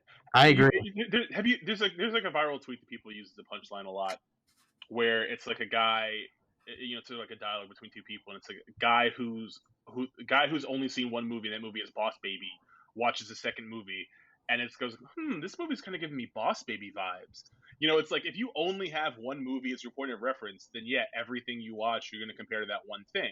Yeah, but So also sometimes, I would yeah, also argue that like not like just because like we love films in a way doesn't mean somebody else is. I feel like that's something I feel like film Twitter also kind of gets wrong. It's like, look, not everybody's going to be into films like you or me, but and if somebody makes that tweet, whatever. It just kind of like brushes over me. It's not like it's not like a big issue in my opinion. well, no, I don't think it's a big issue. What I mean though is that, okay, maybe I phrased this poorly. It's not so much that like you're not allowed to talk about movies unless you watch every movie or something like that. That's not what I mean. What I mean is that there are a lot of people for whom movies are this incredibly narrow thing, Yep. and they like to get into arguments with people from their Oh, very narrow I see. viewpoint, I see. and it's like, hey, or they'll be like, this is just copying this thing, and it's like, that things existed before the thing you're talking about, right? Yes. It's like Okay. you I have to I be. now see It's what like, you're talking about. you know what Okay. I'm saying? It's like you have to be knowledgeable enough to know that you don't know shit. There's things I fucking know I don't know. And I have certain people that talked about movies where like they'll start talking about something that's like just a cold total blind spot for me, and I know it is, and I'm like, you know what? I don't know what the fuck you're talking about. I'm not going to argue with you because like that's something that's beyond me. That's something I'll learn myself later or whatever. But Yeah. if I didn't come into it from that perspective, if I was just like, well, fucking look, I know everything, and it's like I clearly know I don't. And there are people that know they don't know everything and act like they do, I and then I wonder and then wonder why people want to make fun of them and dunk on them publicly. It's like, hey, no one is asking you to be this loud and wrong. yeah. No one is asking you to be this emphatically, passionately fucking wrong, and you're That, doing it anyway. that's basically like right wing talking to right wingers about like fucking movies. To me at least, that's just me. But whatever. It's very similar. It's a very similar experience. Yeah. Yeah, but anyway, that was a very interesting conversation. It got a little heated, but hey, I like that. I feel like there were some elements of that person that I was at some point, like in my teen years, but I kind of like grew beyond that a little bit. I still love the dumb bullshit that I like, but I kind of have a more balanced film take, overall. And you saw it in the list I have right there. I mean, I'm not. Yeah, yeah, real diversity. Yeah, real, and I just and I'm excited for stuff like Eternals, along with stuff with like the French Dispatch, or like Ridley Scott's like comeback year of like House of Gucci or stuff like that, and also was kind of saying I was talking to Scott Mendelson a year back about like the death of the movie star. It was kind of a lot about that. Like let's say stuff like let's say you have people like Adam Driver, right? Like if people go to see House of Gucci because they saw him in Star Wars and they liked him in Star Wars, I think that's like building better bridges than like directors and stuff like that. Because I feel like we've had a loss of that with star power in a lot of ways, and I just kind of hope we get the star power stuff back more, in my opinion. But that's just me, and there you go. Yeah, no, I miss watching movies where like where like I knew the people. I miss movie stars. I miss actual movie stars, not just like fucking Chris Pratt or whatever. Oh, he's technically a movie star, but like okay, like I sort of like Arnold Schwarzenegger stuff like that. So I feel like a modern day example of that would probably be like Leonardo DiCaprio, Brad Pitt, something along those lines. I would also say The Rock. I feel like The Rock is like one of those as well. So and also yeah, Ryan Reynolds in my opinion. I mean yeah, Deadpool, but he was also like a movie star of like The Proposal or something like that. So I don't think it's entirely dead, but I do hope that like people expand their horizons with movie stars. They see another popular franchises. Like look, like I became like a big Tom Holland fan outside of the MCU with like stuff like Cherry or Onward, stuff like that. And every time Tom Holland was like, oh yeah, I'm gonna go check out that movie because he's like an actor I like, not because he was in a superhero film, because I like his work outside of that franchise as well. And the same with Adam Driver and Robert Pattinson as well. I love the Safdie brothers so much. Like they're just Hmm. yeah, I like them. What are they doing after Uncut Gems? I heard they're doing an HBO comedy series, right? I believe they're producing one. I'm not sure if they're gonna actually direct it Oh or not, man, but that yeah, sucks. I I'm just excited to see where they go next. yeah, but yeah, that was quite a conversation. You got any final thoughts on this whole topic of film culture itself, or you just want to wrap it up there? Just if you have any more rants, you could bring them out. No, no, no. I just think, look, if you're into movies and like movies, watch what you like. Give things that you're maybe not predetermined to be into. Give things like that a chance. Try to broaden your horizons and don't worry so much about all the arguments online and I stuff. I Just like agree. try I to experience good stories. Yeah, I agree, and I kind of just like ignore, like like every time somebody dunks on like a Marvel movie, I'm like, I don't care, dude. You can dunk on the popular thing all you want. It's okay. I'm not like working at Marvel Studios. It's just whatever. It's cool. Just like it's okay for somebody to not like Zack Snyder or fucking Tarantino. It's okay. Everybody. We just all gotta calm down and just realize that all these people are rich millionaires and they don't give a fuck about any of us. It's just like I'm telling you right now, Martin Scorsese doesn't give a shit about Marvel. He's probably at his like pool, like at that beach, just chilling on the beach, man. Or like he's actually making his other movie now, Killers of the Yeah, Fire. he's making another movie, and Yeah, probably and gonna be fucking hopefully fire. when like this movie comes around, we don't have to fucking dredge up this stupid Marvel versus Scorsese thing. It's so Yeah, stupid. no, no, it's gonna happen. Every single fucking Oh, interview is gonna be God. like, Did you see the Eternals? What'd you think about it?" He's gonna be Oh, like, just no, God, guys, please don't do that. "No No, getting around it. It's gonna happen." I, Hopefully, he just like hits somebody. I hope Martin Scorsese just like slaps a guy in the face oh, with a don't. cane. I wouldn't want to do that because then he just kind of looks like an asshole. I What? hope Martin Scorsese chokes out a Hollywood Reporter interviewer if they ask him about Marvel movies, and I hope No, somebody I just think sends that's me more an 8K, 60 frames a second, so I can run it back in slow mo.